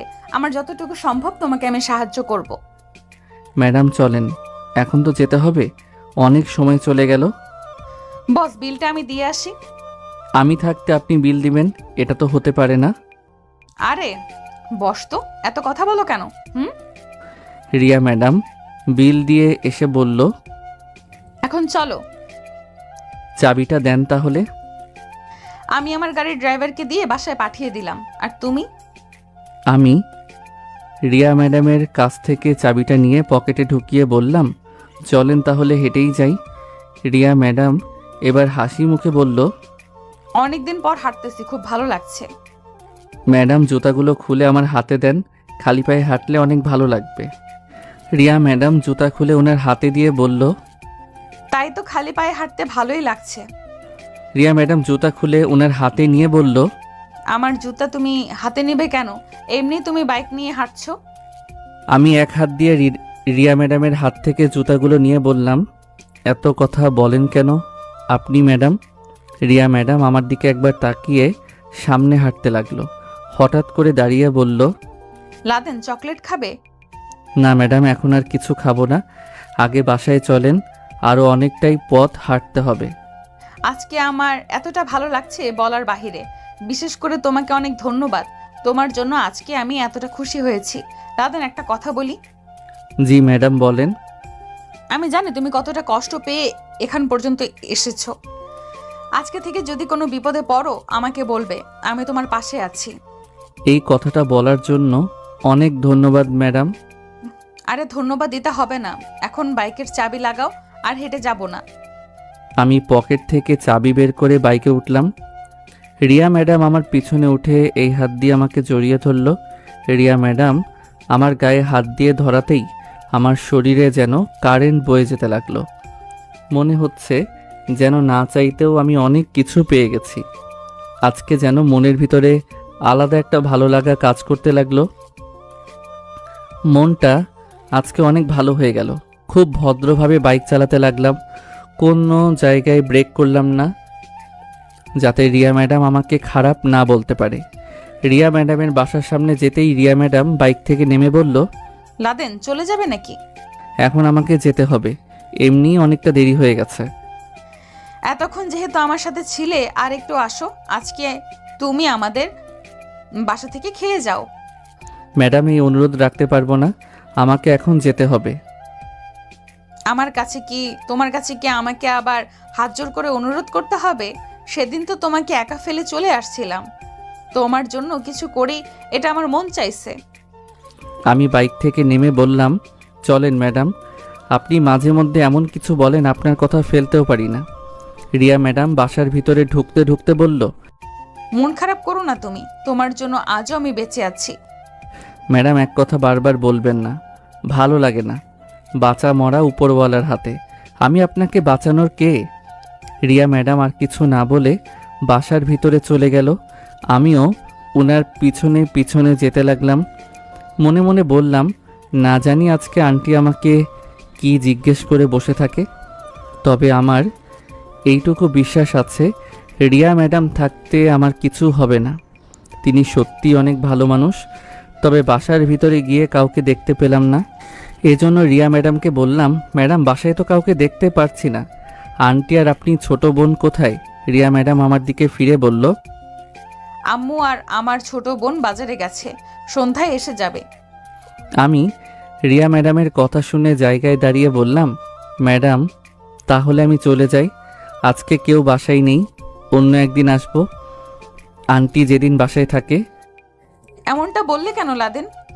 ম্যাডাম দেখেন, আজকালের মানুষ শুধু শুধু সন্দেহ করে, ওরা শুধু একটা অজুহাত পেলেই হলো। আমি চাই না আমার জন্য আপনার কিছু হোক। রিয়া ম্যাডাম আমার দিকে কিছুক্ষণ তাকিয়ে বলল, তুমি সত্যি অনেক ভালো একটা ছেলে, আর তুমি চিন্তা করো না, আমি থাকতে তোমার কিছুই হবে না। ম্যাডাম আমাকে বিশ্বাস হয় না তোমার? আমি আপনার একজন ছাত্র, আপনি আমার ম্যাডাম, যদি কেউ জানতে পারে আপনার জীবনটা নষ্ট হয়ে যাবে। রিয়া ম্যাডাম আমার কথা শুনে সোফায় বসে বলল, আমি তোমার কয় বছরের বড় জানো তো? হয়তো 2 বা 3 বছরের বড় হবেন। সে যাই হোক, বয়স কোনো বিষয় না, আর কে কি বলবে এসব আমি দেখি না। তুমি আমাকে ম্যাডাম বলবে না। তাহলে কি বলবো? আমার নাম। এটা বলবেন না ম্যাডাম, আমি পারবো না। রিয়া ম্যাডাম দাঁড়িয়ে বলল, তুমি টেবিলে গিয়ে বসো, আম্মু বিরিয়ানি রান্না করতে গেছে, আমি নিয়ে আসি। ম্যাডাম আমি এখন চলে যাই, আমার অনেক কাজ আছে। রিয়া ম্যাডাম আমাকে কিছু না বলে কিচেনে যেতে যেতে বলল, আমাকে একা ফেলে যদি তোমার চলে যেতে মন চায় তাহলে চলে যাও। এই কথা বলে রিয়া ম্যাডাম কিচেনে চলে গেল। মনে মনে বললাম, কি যে এক বিপদে এসে ফেসে গেছি, কোনো মতে এখান থেকে বের হতে পারলেই হলো। আমি টেবিলে গিয়ে চুপচাপ বসে আছি। কিছুক্ষণ পর রিয়া ম্যাডাম বিরিয়ানি নিয়ে আসলো। রিয়া ম্যাডাম আমার পাশে একটা চেয়ার টেনে বসে বলল, এখন তো নিয়ে খেতে পারবে নাকি? জি ম্যাডাম। তবে ম্যাডাম আর একটা কথা। হুম, বলো। ম্যাডাম আমি আপনার বাসায় কাজ করেছি, আপনি আমার বাসার মালিকের মেয়ে, আমি আপনার বাসার সামান্য একজন। যেটুকু বললে এখানেই থাক, আর কিছু বলতে হবে না। তুমি ছেলেটা অনেক ভালো জানো লাদেন। কেউ তো আর বলে না যে ম্যাডাম আমি ভালো। তোমার এই বাইকের দাম কত জানো তো তুমি? হবে হয়তো কয়েক লাখ, সঠিক বলতে পারি না। পাগল হয়েছো তুমি? আমাদের একটা গাড়ির সমান দাম হবে। সে যাই হোক, আমি এটা দিয়ে কি করব? আমি বাইক নিতে চাই নাই, আমি হঠাৎ করে বড়লোক হতেও চাই না, কিন্তু কি করব, আপুর কথা তো মানতে হবে। তোমার আপু অনেক ভালো জান। আপুর জন্য আমি আজকে বেঁচে আছি, নইলে হয়তো। আচ্ছা লাদেন তুমি খাও, আমি গোসল করে আসি, শরীরটা একটু খারাপ লাগছে। ঠিক আছে ম্যাডাম যান। আমাকে বসিয়ে রেখে রিয়া ম্যাডাম চলে গেল। আমি আনমনে বসে বসে খাবার খাচ্ছি, তবে মনের ভিতরে একটা ভয় থেকেই গেল, যদি কেউ এসে দেখে ফেলে আমি রিয়া ম্যাডামের বাসায় বসে আছি, তাহলে যে কি হবে, আর কি যে এক বিপদ। ওনাকে শুধু বারবার ম্যাডাম বলতে হয়, এত ম্যাডাম বলতে আমার ভালো লাগে না। সে যাই হোক, এখন এখান থেকে যেতে পারলেই হলো। অনেকক্ষণ হলো বসে আছি। রিয়া ম্যাডাম গোসল করে বের হলেই চলে যাব। হঠাৎ করে রিয়া ম্যাডামের আওয়াজ পেলাম। আমি চেয়ার থেকে উঠে একটু সামনে গেলাম। রিয়া ম্যাডাম ভিতর থেকে কি বলছে তা শোনার জন্য। রিয়া ম্যাডাম ওয়াশরুম থেকে বলছে, লাদেন, আমাকে একটু সাহায্য করো প্লিজ, আমি নিচে পড়ে ব্যথা পেয়েছি। আমি ওয়াশরুমের বাইরে থেকে বললাম, ম্যাডাম বেশি ব্যথা পেয়েছেন? আপনি একা একা উঠতে পারবেন তো? খুব বেশি আঘাত পেয়েছি, পা দিয়ে রক্ত বের হচ্ছে, আমি দাঁড়াতে পারছি না, প্লিজ আমাকে সাহায্য করো। আমি পকেট থেকে রুমালটা নিয়ে নিজের চোখ বেঁধে দিলাম। রিয়া ম্যাডামকে আস্তে করে বললাম, আপনি দরজাটা একটু খোলেন। রিয়া ম্যাডাম বলল, দরজা খুলে দিছি, তুমি আসো। আমি দরজা খুলে ভিতরে গিয়ে বললাম, ম্যাডাম আমি আমার চোখ বেঁধে এসেছি, যাতে আপনার কোনো সমস্যা না হয় আমাকে ধরে উঠে পড়েন। রিয়া ম্যাডাম আমাকে ধরে উঠে বলল, আমাকে একটু ধরে রাখো, আমি কাপড়গুলো পরে নেই। রিয়া ম্যাডামের খালি গায়ে হাত দিয়ে ধরার ফলে আমার শরীর তরতর করে কাঁপতে লাগলো। ভাবি নাই কখনো এমন পরিস্থিতিতে পড়তে হবে। কি যে একটা অনুভূতি হচ্ছে এটা বলার বাহিরে। মন চাইছে চোখ খুলে এক নজর শুধু রিয়া ম্যাডামকে দেখি, কিন্তু এমনটা ভুলেও করা যাবে না। উনি বিপদে পড়ে আমাকে ডেকেছেন। ধীরে ধীরে রিয়া ম্যাডাম কাপড় পরে আমাকে বলল, এখন আমাকে তুমি রুমে নিয়ে যাও। ম্যাডাম আপনি কাপড় পরেছেন? রিয়া ম্যাডাম কণ্ঠটা নামিয়ে আস্তে করে বলল, হুম। আমি বুঝেছি উনি কতটা যে লজ্জা পেয়েছেন। আমি আবার বললাম, ম্যাডাম আমি কি আমার চোখ খুলতে পারি? কোনো সমস্যা হবে না তো আবার? রিয়া ম্যাডাম বলল, খুলে ফেলো, এখন কোনো সমস্যা নেই। আমি চোখের বাঁধন খুলে মাথা নিচু করে বললাম, ম্যাডাম আপনি হেঁটে যেতে পারবেন তো নাকি আমাকে? রিয়া ম্যাডাম আমাকে শুধু বলল, আমাকে একটু ধরো তাহলেই হবে। রিয়া ম্যাডামকে ধরে ওনার রুমে নিয়ে গেলাম। বিছানায় শুয়ে ম্যাডাম বলল, এখন যাও, আম্মুর রুম থেকে একটা মলম নিয়ে আসো, ওনার বিছানার নিচে গিয়ে পাবে হয়তো। ম্যাডাম আমি যদি কোনো কিছু চুরি করে নিয়ে যাই? রিয়া ম্যাডাম এবার মুচকি হাসি দিয়ে বলল, যাও, ভালো করে আম্মুর বিছানার নিচে খোঁজো, আলমারির চাবি পাবে ওইখানে। আমি আর কিছু না বলে রিয়া ম্যাডামের কথা মতো মলম নিয়ে এসে রিয়া ম্যাডামের হাতে দিলাম। রিয়া ম্যাডাম আমার দিকে তাকিয়ে বলল, তা কয় লাখ টাকা চুরি করলে তুমি? ম্যাম এভাবে বলবেন না প্লিজ। রিয়া ম্যাডাম বলল, তুমি তো চাইলে এখন ভালো একটা বিয়ে করতে পারো, তোমার টাকা পয়সা সবকিছু আছে এখন। এমনটা কোনো দিনই করব না, ভালো মেয়ে ছাড়া বিয়েই করব না।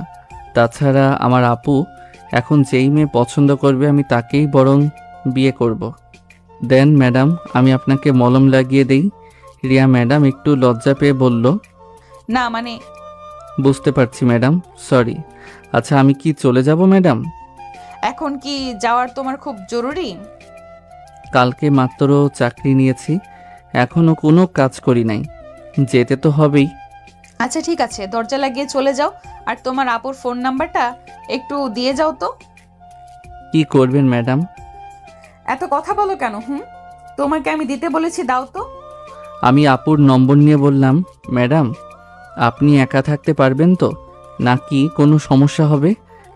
আমার জন্য যদি এতই চিন্তা করতে তাহলে আমাকে এমন অবস্থায় রেখে চলে যেতে না। আমি এবার একটা চেয়ার টেনে রিয়া ম্যাডামের পাশে বসে বললাম, এই যে বসালাম, আপনি যতক্ষণ পর্যন্ত সুস্থ না হবেন ততক্ষণ পর্যন্ত আমি এখানেই বসে থাকব। আরে আরে, এত রেগে গেলে কেন বলো তো? আমি তো মজা করে বলেছি, তুমি চলে যাও, কোনো সমস্যা হবে না। বাহির থেকে দরজা লাগিয়ে চলে যাও। যাই তাহলে আমি। দেখেন ম্যাডাম আপনি একটু বোঝার চেষ্টা করেন, আমি যদি... তোমাকে আর কিছু বলতে হবে না, আমি বুঝেছি তো সব, যাও। যদি কোনো দরকার হয় তাহলে আমাকে ফোন করবেন, আমি সবার আগে চলে আসব। ফোন নাম্বার না দিয়ে বলছো আমাকে আগে ফোন করবেন না? আমি রিয়া ম্যাডামকে ফোন নম্বর দিয়ে বাসা থেকে বের হয়ে গেলাম। সরাসরি কলেজ ড্রেস নিয়ে অফিসে চলে গেলাম। এমনি অনেকটাই দেরি করে ফেলেছি। আমাকে কলেজের ড্রেসে দেখে সবাই আমার দিকে অবাক হয়ে তাকিয়ে আছে। তাতে আমার কি, আমি আমার মতো গিয়ে কাজ করি। আমি আমার রুমে গিয়ে মনোযোগ সহকারে কাজ করতে লাগলাম। ধুর, এসব কি উল্টাপাল্টা হিসাব আমার মাথায় ঢুকছে না। ফাইল টাইল সব কিছু সামনে ফেলে চেয়ারে পুরো শরীর হেলিয়ে শুয়ে আছি। কিরে লাদেন, কখন আসলি? আমি মাথা তুলে তাকিয়ে দেখি আপু এসেছে। আপুকে দেখে বললাম, এই তো কিছুক্ষণ হলো আসছি। কাজ না করে বসে আসত কেন? এই কাজ শেষ করে ফেলবো, তুই চিন্তা করিস না। আপু আমার সামনের চেয়ারে বসে একটা বই দিয়ে বলল, এটা পারবি সময় হলে, আর যদি কোনো ভুল হয় আমাকে জিজ্ঞেস করবি, ঠিক আছে? আচ্ছা আপু। কলেজ ড্রেস পরে চলে আসলি যে? একটু বিজি ছিলাম তো আপু, এজন্য কলেজ ড্রেস পরেই চলে আসছি। আপু আমার কথা শুনে হাসি দিয়ে বলল, তোর বাইকের পিছনে মেয়েটা কে ছিল? মনে মনে বললাম, আমার বাইকের পিছনে রিয়া ম্যাডাম ছিল। তা আমার আপু কোথায় দেখলো? আমি কথা ঘোরানোর জন্য বলল, আরে না আপু, আমি আবার আমার বাইকে কাকে তুলবো? তুমি হয়তো অন্য কাউকে দেখেছো। তাই না, আমি অন্য কাউকে দেখছি। যদি একটা ছবি তুলতাম তাহলে তুই ঠিকই বিশ্বাস করতি, কিন্তু আমি তোরেই দেখলাম মনে হয়। আরে না আপু, তুমি ভুল দেখেছো। তুই তো রুহির সাথে যাস না। কেন আপু? আমি রুহিকে কল দিলেই সব জানতে পারবো। আপুর কাছ থেকে ফোনটা নিয়ে বললাম, তুই এমন করছিস কেন? আসলেই একজন ছিল, কিন্তু উনি সম্মানী একজন ব্যক্তি, এছাড়া কিছু না। আমি ওনাকে নিতে চাই না, উনি একটা বিপদে পড়ছে এজন্য। আপু আমার কাছে বসে আমার মাথায় হাত দিয়ে বলল, একবার একটা ভুল করলি, আমি চাইছি আর যেন এমন কোনো ভুল না হয়। আমি তোর ভালোর জন্যই বলছি। বুঝতে পারছি আপু। আচ্ছা, এখন তুই বাসায় চলে যা, আজকে আর কাজ করতে হবে না। না আপু, রাতে যাব। এখনো তো কিছু খাস নাই মনে হয়। খেয়ে এসেছি আমি আপু। এই কথাটা বলে আমি আটকে গেলাম। মনে হচ্ছে যেন নিজের বিপদ নিজেই ডেকে নিয়ে আসলাম। আপু আমার দিকে অবাক হয়ে তাকিয়ে বলল, বাসায় গেলি না, আবার কোথা থেকে খেয়ে আসলি? আপু এই বিষয়ে কোনো প্রশ্ন করিস না। আপু আমার দিকে একবার তাকিয়ে বলল, আচ্ছা ঠিক আছে, তুই কাজ কর আর ক্যান্টিন থেকে আগে কিছু খেয়ে আয় যা। আপু চলে যাওয়ার পর আমি ওয়াশরুমে চলে গেলাম। পকেট থেকে একটা সিগারেট বের করে খেতে লাগলাম। মাঝে মাঝে যখন মাথায় একটু টেনশন ঢুকে যায় তখন এটা খেতে হয়। আপু আমাকে কোথায় দেখলো এটাই তো বুঝলাম না। এই এই আপনি এখানে সিগারেট খাচ্ছেন, তাও আর মেয়েদের ওয়াশরুমে? তাড়াতাড়ি সিগারেট ফেলে সামনে তাকিয়ে দেখি একটা সুন্দরী মেয়ে দাঁড়িয়ে আছে। আমি বোকা সুরে বললাম, মানে আমি তো সিগারেট খাচ্ছি না। আসলে হয়েছে কি? আমাকে মিথ্যা কথা বলেন, আমি নিজে চোখে দেখেছি। কিন্তু আপনি মেয়েদের ওয়াশরুমে কি করেন? মনে মনে বললাম, আজকে মনে হয় গাঁজা খেয়েছি, নইলে তো আমার এমন হওয়ার কথা না। ইস, ওয়াশরুমে ঢোকার আগে তাকেও দেখি নাই। এটা মেয়েদের নাকি ছেলেদের? আর আমি দরজার সামনেই দাঁড়িয়ে সিগারেট খাচ্ছি। আপু এসব জানতে পারলে আমি শেষ।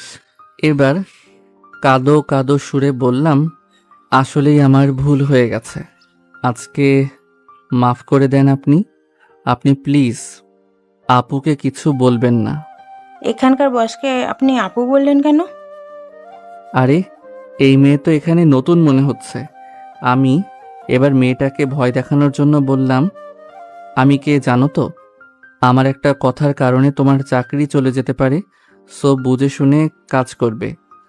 ছেলেদের ওয়াশরুমে গেলে ওরা কাউকে না কাউকে বলে দিত।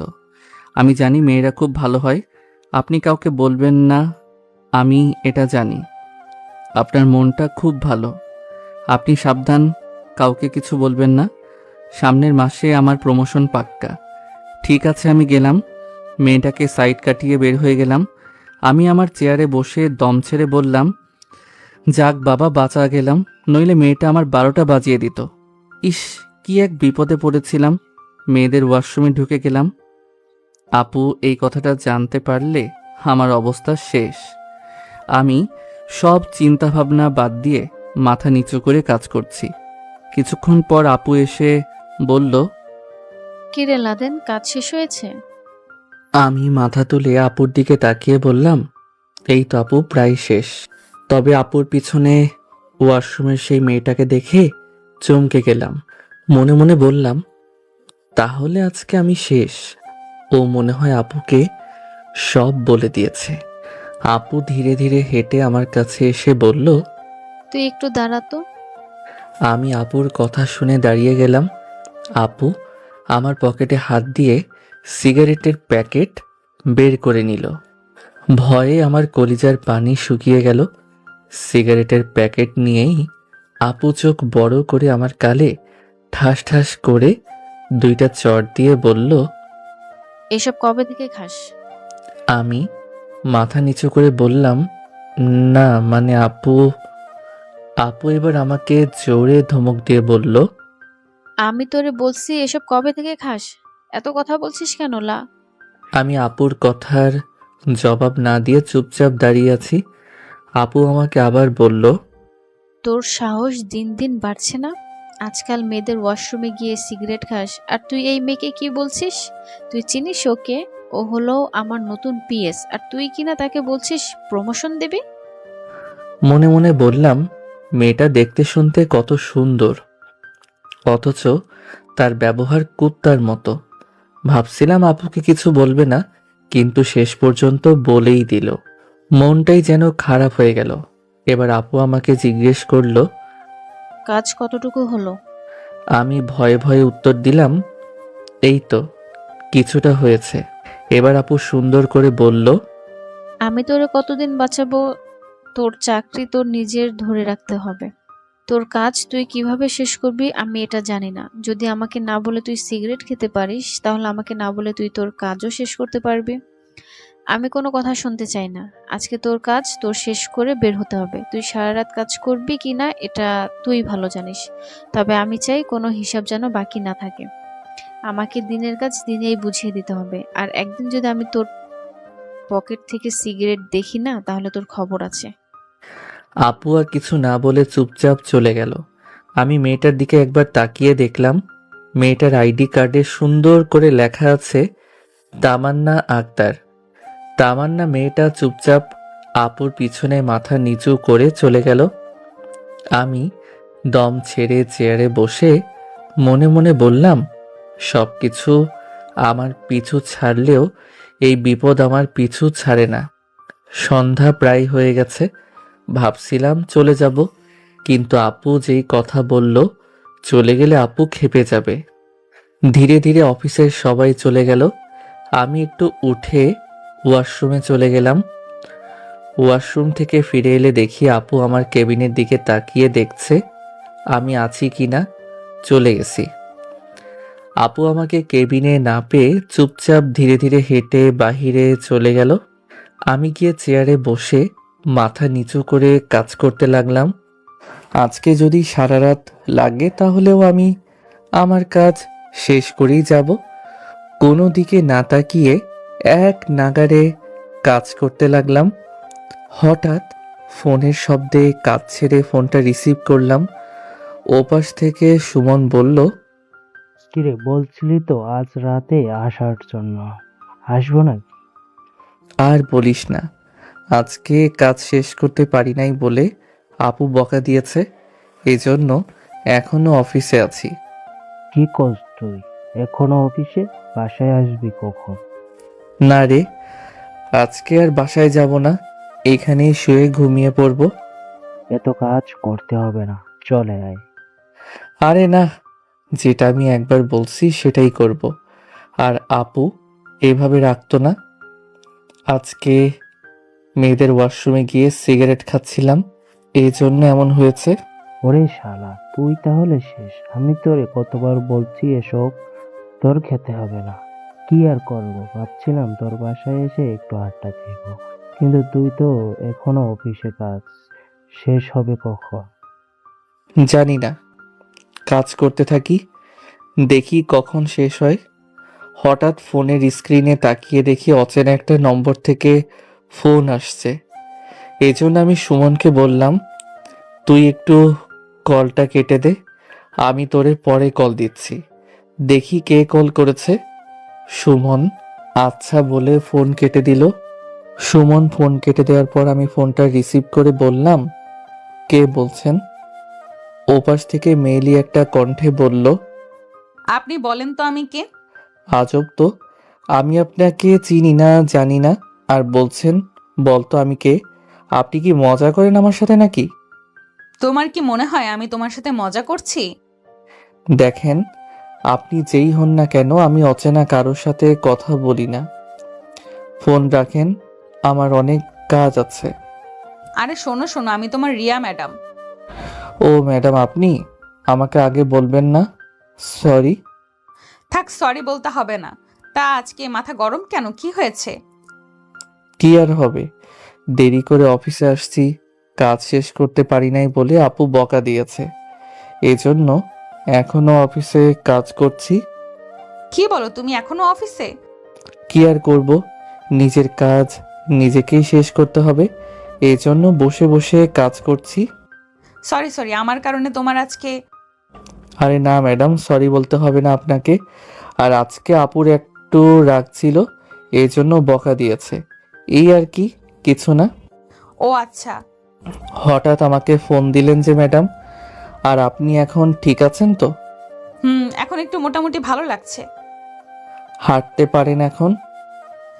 সমস্যা নেই। আল্লাহ দেন। শোনো, তোমাকে যেই কারণে ফোন করা, জানি তুমি খুব বিজি। তোমাকে এগুলো বললে তুমি খুব মন খারাপ করবে, না বলাই ভালো। থাক। ফোন যেহেতু করেই ফেলছেন, তাহলেই বলেই দিন ম্যাডাম, কি হয়েছে? অনেকদিন হলো ফুচকা খাওয়া হয় না, এখন তো রাত বেশি হয় নাই, তাই ভাবছিলাম তুমি যদি বাজারের কাছে বা। ফুচকা খেতে চাইছিলেন নাকি? তুমি তো জানো এই শহরে আসার পর থেকে আমি কারোর সাথে এত কথা বলি না। এই শহরের মানুষগুলো খুব বিজি থাকে, সবাই নিজ নিজ মতোই চলে, তাই কোনো উপায় না পেয়ে তোমাকে কল দিলাম। আমি একমাত্র তোমার সাথেই একটু কথা বলি। খাবার খাইছেন ম্যাডাম? না, আজকে আর কিছু খাই নাই, ভালো লাগছে না। ও, আন্টি আসছে বাসায়? আসছে। ঠিক আছে, আপনি জানালা খোলা রাখবেন, আমি আসছি। আরে না না, আসতে হবে না, এমনি তুমি এখনো অফিসে। কিছু হবে না ম্যাডাম। আচ্ছা, ফোন রাখি, আপনি জানালা খোলা রাখবেন। ভেতর দিয়ে আসো তাহলে। মার খাওয়ার ইচ্ছে নাই ম্যাডাম আমার। এই কথা বলে ফোনটা কেটে দিলাম। অফিস থেকে দারোয়ানকে বলে বের হলাম। একটা ফুচকার দোকানে গিয়ে কতগুলো ফুচকা কিনে নিলাম। তবে অফিস থেকে বের হওয়ার সময় দেখালাম আমার বাইকটা কে জানি ঢেকে রাখছে। হয়তো আপু মনে করছে ও আমাকে বকা দেওয়ার কারণে আমি বাইক রেখে চলে গেছি। আমি এসব চিন্তা করে ধীরে ধীরে সামনে হেঁটে যাচ্ছি। আমি আনমনে রাস্তা দিয়ে হাঁটতে লাগলাম। রিয়া ম্যাডামের বাসার সামনে এসে দেখি একটা জানালা দিয়ে ভিতর থেকে আলো আসছে। তার মানে এই জানালাটা খোলাই আছে। ওই তো, এখানে একটা মই আছে। তাহলে কি রিয়া ম্যাডাম আগে থেকেই সব কিছু রেডি করে রেখেছে আমি আসবো বলে? কি জানি, আমার এসব জেনে কি লাভ? আমাকে আমার কাজ করে তাড়াতাড়ি অফিসে যেতে হবে। সকলের ভিতরে সব কাজ রেডি করে রাখতে হবে। আমি মই দিয়ে আস্তে আস্তে উপরে চলে গেলাম। জানালার কাছে গিয়ে দেখি রিয়া ম্যাডাম বিছানায় শুয়ে আছে। হয়তো তিনি ঘুমিয়ে গেছে। আমি জানালার কাছে দাঁড়িয়ে দেখি রিয়া ম্যাডামের মুখটা একদম শুকিয়ে গেছে। ভিতরে কি যাব? না না, ভিতরে গেলে রিয়া ম্যাডাম কি বলে আবার। তবে আমি আজকে রিয়া ম্যাডামের উপর নজর দিলাম। এতদিন এভাবে কখনো দেখি নাই। আজকে যতটা কাছ থেকে দেখছি, কি মায়াবী চেহারা, দেখে যেন মনের স্বাদ মিটে গেল। ধুর, আমি কি সব উল্টাপাল্টা চিন্তা করছি। উনি তো আমার ম্যাডাম হন। আচ্ছা, ওনাকে কি আমি ডাক দিব? না না, উনি ঘুমিয়ে আছেন, ডাক দিলে ওনার ঘুম ভেঙে যাবে। আরে না, ডাক তো দিতেই হবে। উনি হয়তো কিছু খায় নাই। আমি আস্তে করে ডাক দিলাম, ম্যাডাম, কিন্তু ওনার কোনো খবর নাই। আবার ডাক দিলাম, রিয়া ম্যাডাম। এবার উনি চোখ খুলে আমার দিকে তাকালো। আমি একটা হাসি দিয়ে বললাম, ম্যাডাম, আপনি ঘুমিয়ে গেছিলেন? রিয়া ম্যাডাম শরীরের কাপড় ঠিক করে বলল, এই তো শুয়েছিলাম, চোখটা একটু লেগে গেছে। তুমি এখানে দাঁড়িয়ে আছো কেন, ভেতরে আসো। ম্যাডাম, সব কিছু করতে পারবো, কিন্তু ভিতরে আসতে পারবো না। রিয়া ম্যাডাম আমার কাছে এসে আমার হাত থেকে ফুচকাগুলো নিয়ে বলল, তুমি কিছু খেয়েছো? যাবার সময় কিছু কিনে নিব। এত রাত হয়েছে, এখন আর অফিসে যেতে হবে না, তুমি বাসায় চলে যাও। না ম্যাডাম, বাসায় যাওয়া যাবে না। আপু আমাকে অনেক বকা দিয়েছে। আমি দরকার হলে সারা রাত কাজ করব, দেখো তোমার আপু রাগের মাথায় হয়তো বকা দিয়েছে, তাই বলে তুমি পাগলামি করবে? পাগলামো না ম্যাডাম, আমার কাজ তো আপনাকেই করতে হবে। বুঝেছি। তাই বলে সারা রাত? বাদ দেন ম্যাডাম, একটা কথা বলবো কি? রিয়া ম্যাডাম ফুচকা খেতে খেতে বলল, বলো। আমি যদি আপনাকে সুযোগ পেয়ে রিয়া ম্যাডাম আমাকে আটকে দিয়ে বলল। তুমি কি বলতে চাইছো আমি বুঝতে পারছি। আমি তোমাকে এতটাই বিশ্বাস করি যেটা বলার বাহিরে, কারণ তুমি ছেলেটা অনেক ভালো। ফুচকা খাবে? না ম্যাডাম, আমি এখন কিছু খাবো না। তাহলে আমি কি যাব ম্যাডাম? চলে যাবে? যেতে তো হবেই ম্যাডাম। লাদেন, তুমি তো জানো আমার চিনা জানা কেউ নেই, এই জন্য তোমাকে এত রাতে ডেকে নিয়ে আসছি। তুমি তো কিছু কি যে বলেন না ম্যাডাম, আমি আবার কি মনে করব বলেন? আপনি বলবেন আমি আসবো না, এটা তো হতেই পারে না। ধন্যবাদ লাদেন। ম্যাডাম যান, কিছু খেয়ে আসেন। না, এখন আর কিছু খাবো না, এখন ঘুমিয়ে যাব। প্লিজ ম্যাডাম কিছু খেয়ে নেন, পরে শরীর খারাপ করবে আপনার। হঠাৎ দরজার বাহিরে থেকে আন্টি বলছে, রিয়া তুই কার সাথে এত কথা বলছিস? আমি তাড়াতাড়ি মই দিয়ে নেমে মইটা একটু দূরে ফেলে দৌড় দিয়ে বাসা থেকে বের হলাম। মনে মনে বললাম, যাক বাবা বেঁচে গেছি, নইলে কি যে হতো। হঠাৎ ফোনের স্ক্রিনে একটা মেসেজ আসলো। এত তাড়াহুড়ো করে যাওয়ার কি ছিল? আম্মু কিছুই বলতো না। আচ্ছা ঠিক আছে, এখন বাসায় যাও, অফিসে যেতে হবে না। মেসেজটা দেখে একটা হাসি দিয়ে রিয়া ম্যাডাম আসলেই খুব ভালো। আমি আবার অফিসে চলে গেলাম। কাজ শেষ করে দেখি রাত 3টা বেজে গেছে। চোখ যেন আপনা আপনি বন্ধ হয়ে যাচ্ছে। ফ্লোরে শার্টটা বিছিয়ে নিচে শুয়ে ঘুমিয়ে গেলাম। যখন ঘুম থেকে মাথা তুলে সামনে তাকালাম, তখন যেন আমি 1 মিনিটের জন্য কথা বলার মতো শব্দ হারিয়ে ফেললাম। আমার সামনে আমার আপু, দুলাভাই আর আপুর পিএস দাঁড়িয়ে আছে। আমি তাড়াতাড়ি দাঁড়িয়ে শার্ট পরতে পরতে আপুকে বললাম, আসলেই সরি আপু, রাতে কাজ শেষ করতে করতে একটু দেরি হয়ে গেছিল। কোনো উপায় না পেয়ে এখানেই ঘুমিয়ে গেলাম। আপু আমার কাছে এসেই ঠাস ঠাস করে আমার গালে 2টা থাপ্পড় দিয়ে রাগে চোখ গরম করে বলল, তোরে আমি কি বলছিলাম যে তুই সারা রাত কাজ করবি? আসলে কি তুই চাকরি করতে চাস নাকি মজা করতে এসেছিস সেখানে? আমি মাথা নিচু করে বললাম, সরি আপু, আর তুই তো কালকে বললি আমি যেন কাজ শেষ করে বাসায় যাই, এই জন্য। আপু এবার একটু জোরে বলল, তাই বলে তুই সারা রাত? অনেক হয়েছে, আর না। তুই এখন এখান থেকে চলে যা, আমি তোরে আর আমার সামনে দেখতে চাই না। দ্বিতীয়বার যেন আমি তোরে আমার এই অফিসে না দেখি। এই কথা বলে আপু রাগে কেবিন থেকে চলে গেল। আজকে কেন যেন আমার অনেক রাগ হলো। সকাল সকাল আপু আমাকে এভাবে মারতে পারলো। দুলাভাইয়ের হাতে ফাইলটা দিয়ে বললাম, এখানে সব কিছু রেডি করে রেখেছি, আপনি আপুর কাছে দিয়ে দিবেন। আমি গেলাম। দুলাভাই আমার হাত ধরে বলল, আরে দাঁড়াও, কোথায় যাও? আমি দুলাভাইয়ের দিকে তাকিয়ে বললাম, দেখি কোথাও যাওয়া যায় কিনা। দেখো, তুমি তোমার আপুর কথায় এত রেগে গেলে। জানি না কালকে তোমার আপু তোমাকে কি বলেছে। ও ওখান থেকে গিয়ে কিছু খায় নাই, আমি ওকে কান্না করতে দেখেছি। শুধু বলছে আমি কিভাবে আমার এই হাত দিয়ে আমার ভাইকে মারতে পারলাম। ও সারা রাত ঘুমায় নাই তোমার জন্য। দেখো লাদিন, ওর পেটে একটা বাচ্চা। এখন ও অফিসে আসছে, কিছু খায় নাই। যদি ওর কিছু হয়ে যায় তুমি বলো, তোমার জন্য। কি বলেন দুলাভাই, আপু এখনো কিছু খাই নাই? তো তোমাকে আমি কি বলছি? আমি সবকিছু ভুলে তাড়াতাড়ি কেবিন থেকে বের হয়ে আপুর কেবিনের দিকে যেতে লাগলাম। দরজায় দাঁড়িয়ে দেখি আপু ভিতরে বসে চুপচাপ বসে কান্না করছে। মনে মনে বললাম, আমি কেন যে মাঝে মাঝে এমন করি। আমার জন্য আপু কতটা কষ্ট পেয়েছে এর কোনো হিসাব আছে? ও নাকি এখনো কিছু খায় নাই। আমি দরজার কাছে দাঁড়িয়ে বললাম, ম্যাডাম আমি কি ভিতরে আসতে পারি? আপু আমাকে দেখে চোখের পানি মুছে বলল, তোরে আমি বলছি না তুই এখান থেকে চলে যা, আমি তোর আর দেখতে চাই না। আমি আপুর কথা না শুনে ভিতরে ঢুকে আপুর পায়ের কাছে বসে আপুর পা জড়িয়ে ধরে কান্না করতে করতে বললাম, আমাকে তুই মাফ করে দে। আমি আর কখনো এমন করব না। আমার ভুল হয়ে গেছে আপু, প্লিজ তুই আমাকে মাফ করে দে। আপু কিছু না বলে চুপচাপ আমার দিকে তাকিয়ে আছে।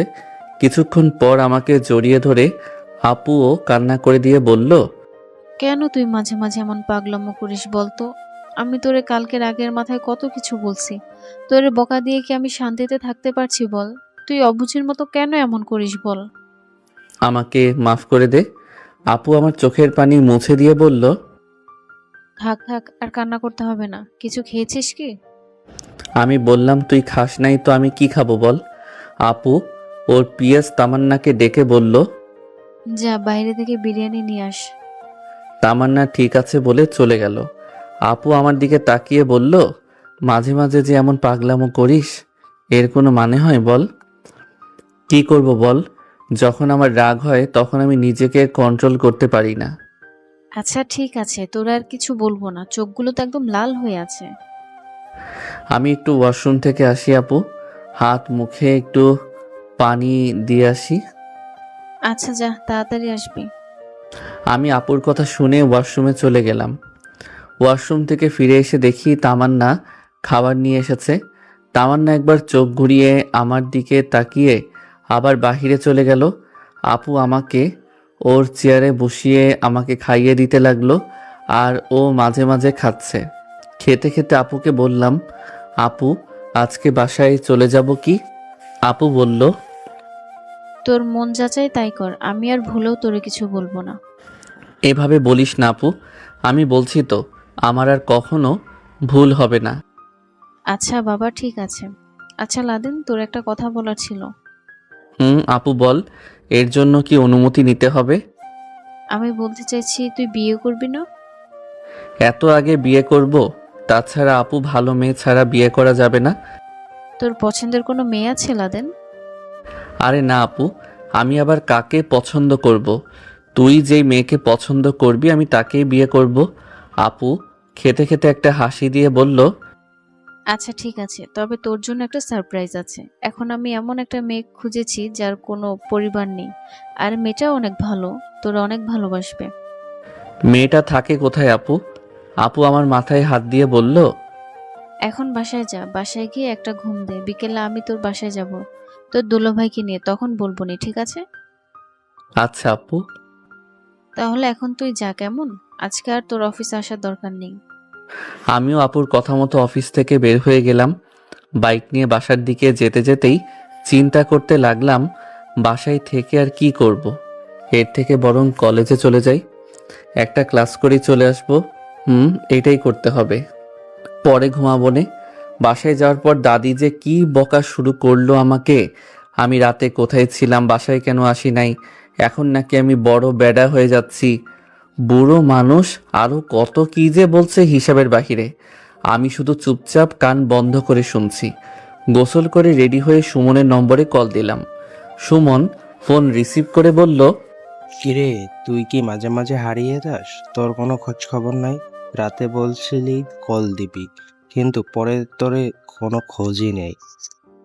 ধুর বেডা, একটু বিজি ছিলাম। রুহি কোথায়? ও কলেজে যাবে না?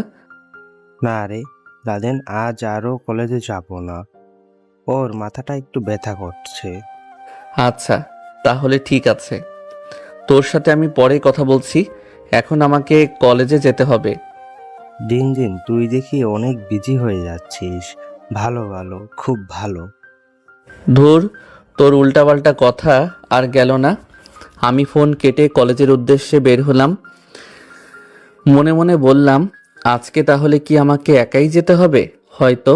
বাইক নিয়ে কিছুটা সামনে গিয়ে দেখি বন্যা রাস্তা দিয়ে হেঁটে কলেজে যাচ্ছে।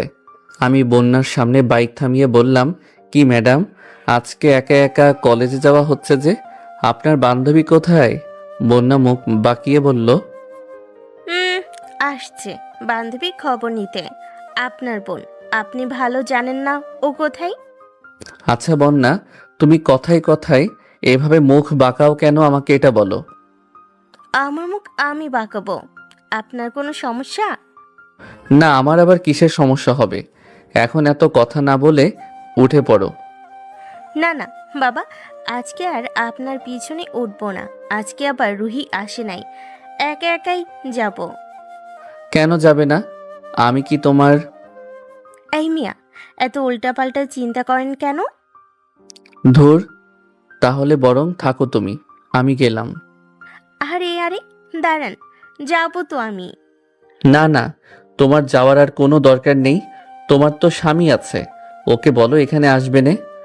বন্যা আমার পিছনে উঠে বলল, এত কথা বলেন কেন? চলেন তো। তোমাকে আজকে রাস্তার মাঝে ফেলে দিব, মনে রেখো। দেখবো নে আপনার কেমন সাহস আছে। সাহসের দেখছো কি তুমি? ফেলে দিব। আমাকে ভয় দেখাবেন না, আমি জানি আপনার কেমন সাহস আছে। আমি আর বন্যাকে কিছু না বলে কলেজের মাঠের ভিতরে নিয়ে গেলাম। বন্যাকে নামিয়ে বাইকটা সাইড করে আমি বন্যার সামনে চলে গেলাম। বন্যা আমার দিকে তাকিয়ে বলল, এই, আপনি কি গাঁজা টাজা খান নাকি? চোখগুলো কেমন যেন লাল হয়ে আছে। ধুর, কী সব উল্টাপাল্টা কথা বলছো তুমি? আমি আবার গাঁজা খাবো কেন? তাহলে আপনার চোখগুলো এমন কেন হয়ে আছে? আর বলো না, অফিসে গিয়ে সিগারেট খেয়েছিল, আপু দেখে ফেলছিল। এজন্য আমাকে রেগে বলছে, একা একা সিগারেট খেতে পারিস তো একা একা তুই তোর সব কাজ শেষ করে অফিস থেকে যাবি। তুই তো জানো আমার রাগ কেমন, এজন্য সারা রাত কাজ করছি। ও কি বলেন? তাই বলে সারা রাত কাজ করা লাগবে? এছাড়া কি করব বলো? সকালে কিছু খেয়ে আসছেন তো? আপু বিরিয়ানি এনেছিল। এখন তাড়াতাড়ি ক্লাসে চলো, দেরি হয়ে যাচ্ছে। ইংরেজি ক্লাস করতে মন চাচ্ছে না, চলেন ক্যান্টিনে গিয়ে বসি। আমি বন্যার হাত ধরে বললাম, এটা একটা গুরুত্বপূর্ণ ক্লাস, এটা মিস করা যাবে না। বন্যা আমার হাত ছাড়িয়ে বলল, আরে যাবো তো। আপনি আমার হাত ধরলে মানুষ কি মনে করবে? সবাই বলবে আমি আপনার গার্লফ্রেন্ড। আমার কিন্তু আবার জামাই আছে। ইস, তোমার মতো মেয়েকে আমার গার্লফ্রেন্ড বানানোর কোনো ইচ্ছা নাই। চলো তো ক্লাসে, শুধু উল্টাপাল্টা কথা বলো। আমি আর বন্যা ক্লাসে গিয়ে বসলাম। তার কিছু সময় পর ম্যাডাম ক্লাসে আসলো। আমি চোখ তুলে রিয়া ম্যাডামের দিকে তাকিয়ে অবাক হয়ে গেলাম। আজকে রিয়া ম্যাডাম একটু সেজে এসেছে, তবে ওনাকে শাড়িতে এতটা সুন্দর লাগছে যেটা বলার বাহিরে। হঠাৎ একটা বিষয় দেখে যেন আমার একটু রাগ হলো। সেটা হলো, রিয়া ম্যাডাম আজকে তার চুল বাঁধে নাই, চুল ছেড়ে কলেজে আসছে। এটা দেখে কেমন যেন আমার একটু রাগ হলো। বুঝলাম না হঠাৎ করে কেন আমার এমন লাগলো। রিয়া ম্যাডাম আমার দিকে তাকিয়ে একটা হাসি দিল। বন্যা আমাকে আস্তে করে বলল, এই ছেলে, আগে চশমা পরো, তোমার চোখগুলো লাল হয়ে আছে। আমি বন্যার কথা শুনে বললাম, তোর তো ভালো বুদ্ধি আছে বলতে হবে। বন্যার কথা মতো আমি চশমা পরে নিলাম। আর অপরদিকে রিয়া ম্যাডাম ক্লাস করতে লাগলো। রিয়া ম্যাডাম একটা বই নিয়ে কোনো একটা টপিক বোঝাতে বোঝাতে পিছনে চলে আসলো, একদম আমার বেঞ্চের সামনে। আমি আস্তে করে রিয়া ম্যাডামকে শুনিয়ে বন্যাকে বলতে লাগলাম, কিরে বন্যা, এটা আবার তোর কি স্টাইল? তুই এখানকার ছাত্র হয়েছিস বলে তুই খোলা চলে কলেজে চলে আসবি? তোর কি একটু লজ্জা করে নাই? দেখ তো, তোর দিকে কত ছেলে তাকিয়ে আছে। যদি লজ্জা বলে কিছু থাকে তাহলে তুই তোর চুল বেঁধে ফেল। বন্যা আমার দিকে তাকিয়ে বলল, কিরে, তোর কি মাথা খারাপ হয়ে গেছে? কি বলছিস এইসব? আমি বন্যাকে কিছু না বলে ম্যাডামের দিকে তাকিয়ে আছি। রিয়া ম্যাডাম চুপটি করে মাথার চুল বেঁধে নিল। এটা দেখে আমি একটু খুশি হয়ে একটা হাসি দিলাম। বন্যা আমাকে চিমটি দিয়ে বলল, ও, এই ব্যাপার? তুই আমাকে উদ্দেশ্য করে রিয়া ম্যাডামকে এসব কথাগুলো বলি? কি ব্যাপার লাদেন, কাহিনী কি বলো তো? ধুর, এখানে কোনো কাহিনী নাই, তুই একটু চুপ করে বসে থাকতে পারিস না? রিয়া ম্যাডাম এবার আমার দিকে তাকালো। আমি হাত দিয়ে ইশারা করে দেখিয়ে বললাম, এখন খুব ভালো লাগছে ম্যাডাম। রিয়া ম্যাডাম আবার আরেকটা মুচকি হাসি দিয়ে ক্লাস করাতে লাগলো। বন্যা তো আমার দিকে তাকিয়ে আছে, ও শুধু বলছে, কেমনে কি লাদেন, তুই ম্যাডামের এত কাছে কিভাবে গেলি? বন্যা মেজাজ গরম করবি না, আর এখানে কোনো কাহিনী নাই। রিয়া ম্যাডামকে আমি একটা অ্যাক্সিডেন্ট থেকে বাঁচিয়েছিলাম, এজন্য তিনি হয়তো আমার সাথে একটু কথা বলেন। একটু না, আমাকে তোর শিখাতে হবে না, আমি বুঝি, সব বুঝি। দেখ বন্যা, তুই উল্টাপাল্টা চিন্তা বাদ দিবি। আজকে তুই ক্লাস থেকে বের হ আগে। কি করবি পরে তুই? তোরে মাথায় নিয়ে নাচবো, আগে বের হ তো, হ। ক্লাস শেষ করে বের হতেই বন্যা আমাকে বলল, ওই ম্যাডাম তোর সাথে এভাবে কথা বলে কেন? আমাকে বল, ম্যাডাম তোর কি হয়? দেখ বন্যা, আমি তোরে কতবার বলবো বল, ম্যাডাম আমার কিছু হয় না। আচ্ছা তোরে একটা উদাহরণ দেখাই। আজকে যদি আমি তোরে মরার হাত থেকে বাঁচাই তাহলে তুই আমার সাথে কথা বলবি না বল? তেমনি করে রিয়া ম্যাডাম এমন একটা অবস্থায় পড়ছিল, আমি ওনাকে বাঁচিয়েছি। তোদের বিষয় তোদের মাঝেই থাক, আমি কিছু আর শুনতে চাই না। আচ্ছা তুই এখানে একটু দাঁড়া, আমি যাব আর আসবো। কোথায় যাবি? আরে তোরে আমি বলছি না তুই এখানে একটু দাঁড়া। আচ্ছা ঠিক আছে, তাড়াতাড়ি আসবি। আমি বন্যাকে রেখে অফিস রুমের সামনে যেতে লাগলাম। এই তো রিয়া ম্যাডাম বের হচ্ছে অফিস রুম থেকে, হয়তো তিনি অন্য কোনো ক্লাসে যাবেন। আমি রিয়া ম্যাডামের সামনে গিয়ে বললাম, ম্যাডাম চলে যাব নাকি আপনার জন্য অপেক্ষা করব? রিয়া ম্যাডাম আমার দিকে তাকিয়ে বলল, না, অপেক্ষা করতে হবে না, বরং তুমি চলে যাও। আমার জন্য তোমার কাজের ক্ষতি হয়, পরে রাতে তোমাকে কাজ করতে হয়। আরে ম্যাডাম আপনি যে কী সব কথাবার্তা বলেন, আমার কাজ তো আমাকেই করতে হবে বলেন। আমার কাজ তো কেউ আর করে দিবে না। রাত হলেও আমার কাজ আমাকে করতে হবে, এটা নিয়ে আপনার চিন্তা করতে হবে না। আমি কি আপনার জন্য দাঁড়াবো নাকি আপনি? রিয়া ম্যাডাম শুধু বলল, আর মাত্র 2টা ক্লাস করাবো, যদি পারো তো একটু দাঁড়াবে, আর কাজ থাকলে চলে যেতে পারো। এই কথা বলে রিয়া ম্যাডাম ক্লাসের দিকে যেতে লাগলো। তবে তিনি হঠাৎ করে পিছনে তাকিয়ে একটু মুচকি হাসি দিল।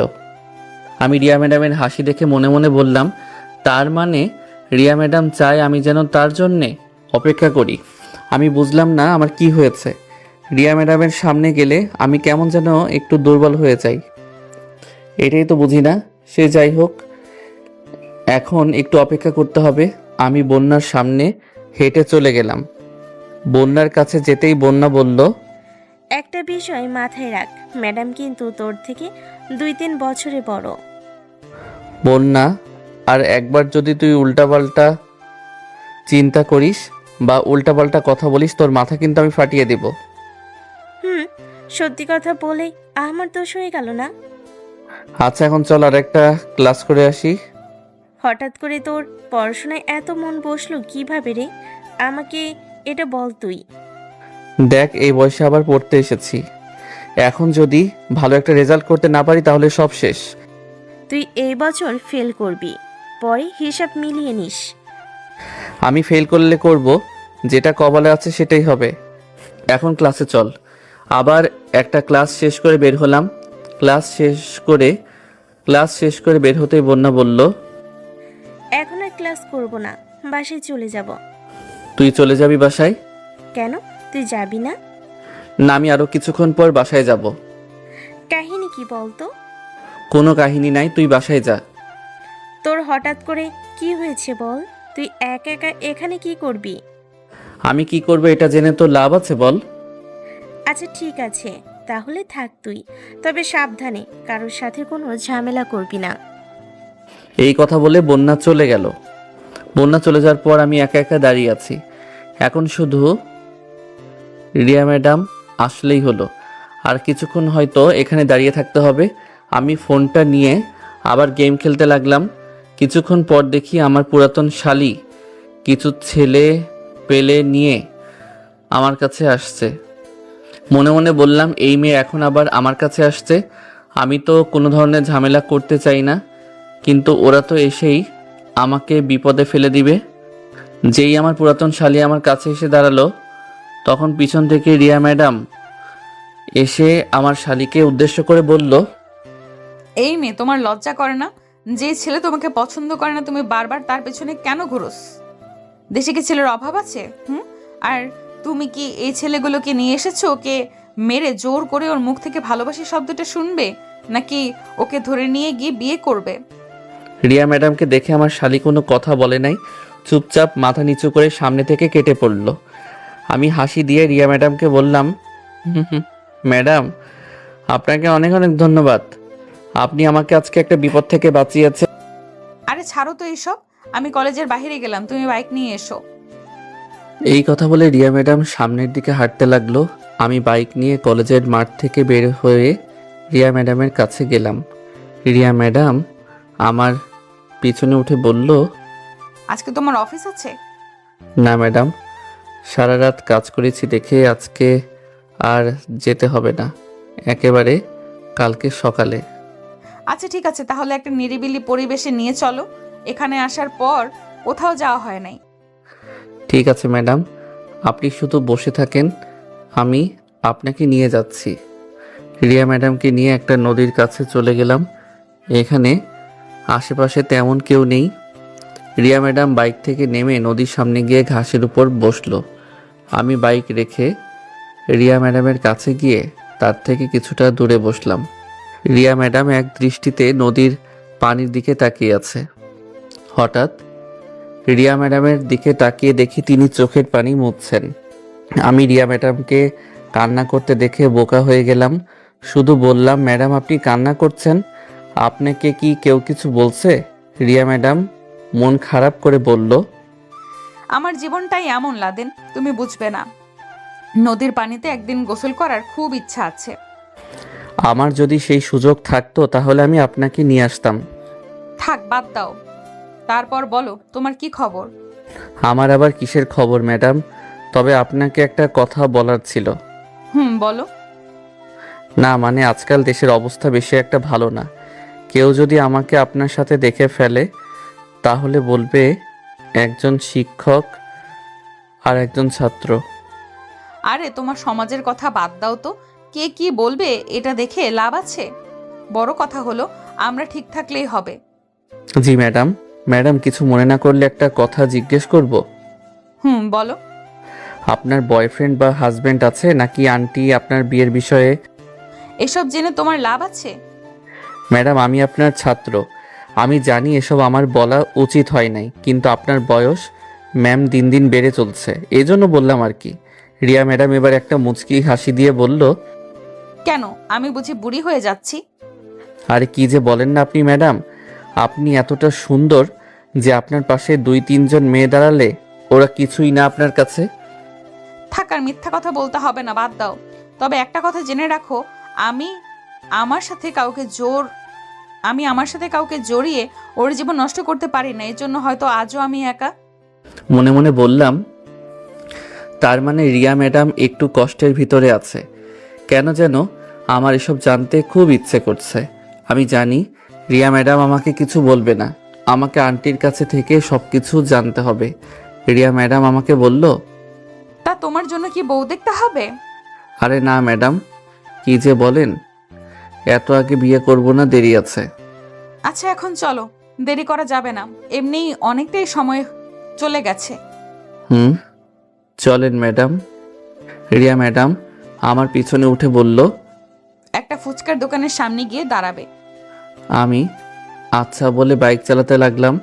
হঠাৎ করে বললাম, ম্যাম একটু আস্তে ধরেন, আমার কেন যেন লাগছে। রিয়া ম্যাডাম আমার কথা শুনে তার হাত পিছনে ধরে আমাকে ছেড়ে দিল। মনে মনে বললাম, ভালো একটা অনুভূতি ফিলিং হচ্ছিল, এটাও আবার হাত ছাড়া করে দিলাম। আমি কি সত্যি ব্যাককল ট্যাককল? আমি আবার বললাম, ম্যাডাম ছাড়তে বলছি দেখে আপনি আমাকে ছেড়ে দিবেন, আমি কিন্তু পরে অ্যাক্সিডেন্ট করলে আমাকে বকা দিবেন না। রিয়া ম্যাডাম আমাকে আবার ধরে হাসতে হাসতে বলল, তুমি সত্যি অনেক বোকা। বলেন বলেন, সমস্যা নেই ম্যাডাম। আমি রিয়া ম্যাডামকে নিয়ে একটা ফুচকার দোকানের সামনে নামিয়ে বললাম, আপনি বাইকের উপরে বসে থাকেন ম্যাডাম, নিচে নামার দরকার নেই, আমি আপনার জন্য ফুচকা নিয়ে আসছি। আচ্ছা ঠিক আছে। আমি বাইক থেকে নেমে রিয়া ম্যাডামের জন্য ফুচকা নিয়ে ওনার হাতে দিলাম। রিয়া ম্যাডাম আমার দিকে তাকিয়ে বলল, এখানে অনেকে দাঁড়িয়ে আছে, তুমি আমাকে এখন ম্যাডাম বলবে না। তাহলে কি আপু বলবো? সে বলতে পারো। আমি এটা বলতে পারবো না। আচ্ছা ঠিক আছে, ম্যাডাম বলবে, কিন্তু কেউ যেন না শুনে। আপনাকে বলতে হবে না, আমি বুঝেছি তো। ফুচকা খাবে? আরে না ম্যাডাম, আপনি খান, আমি এসব খাই না। এটা তো একটা তো খাও। দরকার নেই, আমি খাবো না। আমি খাইয়ে দেই। লাদেন হা করো বলছি। কি আর করার, উপায় না পেয়ে হা করেই নিলাম। রিয়া ম্যাডাম আমাকে ফুচকা খাইয়ে দিল। আমি ফুচকা খেতে খেতে রিয়া ম্যাডামকে আস্তে করে বললাম, আপনি এত ভালো কেন বলেন? আমি এতটাও ভালো না। আমার জীবন সম্পর্কে তুমি যদি জানতে তাহলে বলতে পারতে। এখন বলো, ফুচকা ভালো লাগলো? আপনি খাইয়ে দিছেন ম্যাডাম, ভালো লাগবে না কেন বলেন? আচ্ছা আপনি এখন খান। রিয়া ম্যাডাম বাইকের উপর বসে বসে ফুচকা খাচ্ছেন। হঠাৎ করে একটা মাইক্রো এসে আমাদের সামনে দাঁড়ালো। মাইক্রোটা আমার পা থেকে এক হাত দূরে দাঁড়ালো। এখানে এত জায়গা থাকার পরেও আমাদের সামনে মাইক্রো থামালো, এই জন্য একটু রাগ হলো। আমি মাইক্রোর কাছে টোকা দিয়ে বললাম, কি ভাই আপনার সমস্যা কি? এত জায়গা থাকতে এখানে এসেই মাইক্রো রাখা লাগবে, তাও আবার আমাদের সামনে। মাইক্রোর কাজ খুলতে আমি তো বোকা হয়ে গেলাম। ভিতরে দুলাভাই আর আপু বসে আছে। মনে মনে বললাম, আজকে আমি শেষ। আপু এসব যদি জানতে পারে না, আমাকে কেটে টুকরো টুকরো করে ফেলবে। আমি চুপচাপ মাইক্রোর সামনে থেকে সরে ম্যাডামের পাশে গিয়ে দাঁড়ালাম। আপু গাড়ি থেকে নেমে রিয়া ম্যাডামকে উদ্দেশ্য করে বলল, এই মেয়ে, তোমার নাম কি? আর এই ছেলে তোমার সাথে কি করে? রিয়া ম্যাডাম ফুচকাগুলো আমার হাতে দিয়ে বাইরে থেকে নেমে বলল, আপনি কে আমাদের এসব বলার? এক তো আমাদের সামনে গাড়ি রাখছেন, আবার কি সব কথা বলছেন আপনি? আমি হাতে ইশারা করে আপুকে বললাম, প্লিজ আপু তুই কিছু মনে করিস না, এই মেয়ে আমার ম্যাডাম হন, তবে আমি পরে সব কিছু বলবো, প্লিজ তুই আর কিছু বলিস না। আর এখানে আপু আমার দিকে তাকিয়ে রেগে ইশারা করে বলল, আজকে শুধু বাসায় আয়, দেখ তোর কি অবস্থা করি আমি। এই কথা বলে আপু আবার গাড়িতে উঠে চলে গেল। মনে মনে বললাম, যাক বাবা, তাহলে বাঁচা গেল। রিয়া ম্যাডাম আমার হাত থেকে ফুচকাগুলো নিয়ে বলল, তুমি এত ভয় পাও কেন বলো তো? ভয় তো তোমার কপাল থেকে ঘাম ঝরে পড়ছে। না মানে ম্যাডাম। এত ভয় পেলে হয় বলো? এখন যাও, বিল দিয়ে এসো। মনে মনে বললাম, এত বড় চাকরি করে আবার বিল দিতে বলে আমাকে। তারপর বিল দিয়ে রিয়া ম্যাডামকে ওনার বাসার সামনে নামিয়ে দিয়ে বললাম, আমি তাহলে যাই ম্যাডাম। রিয়া ম্যাডাম আমার পকেট থেকে মানি বের করে ওখানে কিছু টাকা দিয়ে মানি ব্যাগ আবার পকেটে ঢুকিয়ে বলল, আচ্ছা ঠিক আছে, তুমি চলে যাও। ম্যাডাম এটা করা কি ঠিক হলো? আমার মন চাইছে আমি দিছি, তোমার কোনো সমস্যা? না ম্যাডাম। তো এখন চুপচাপ বাসায় যাও। এই কথা বলে রিয়া ম্যাডাম বাসায় চলে গেল। আমি বাইক নিয়ে আমার বাসার দিকে যেতে লাগলাম। বাসায় গিয়ে ফ্রেশ হয়ে টেবিলে বসে দাদির সাথে অল্প কিছু খেয়ে ঘুমিয়ে গেলাম। এক ঘুমে রাত হয়ে গেল। ঘুম থেকে উঠে ওয়াশরুমে চলে গেলাম।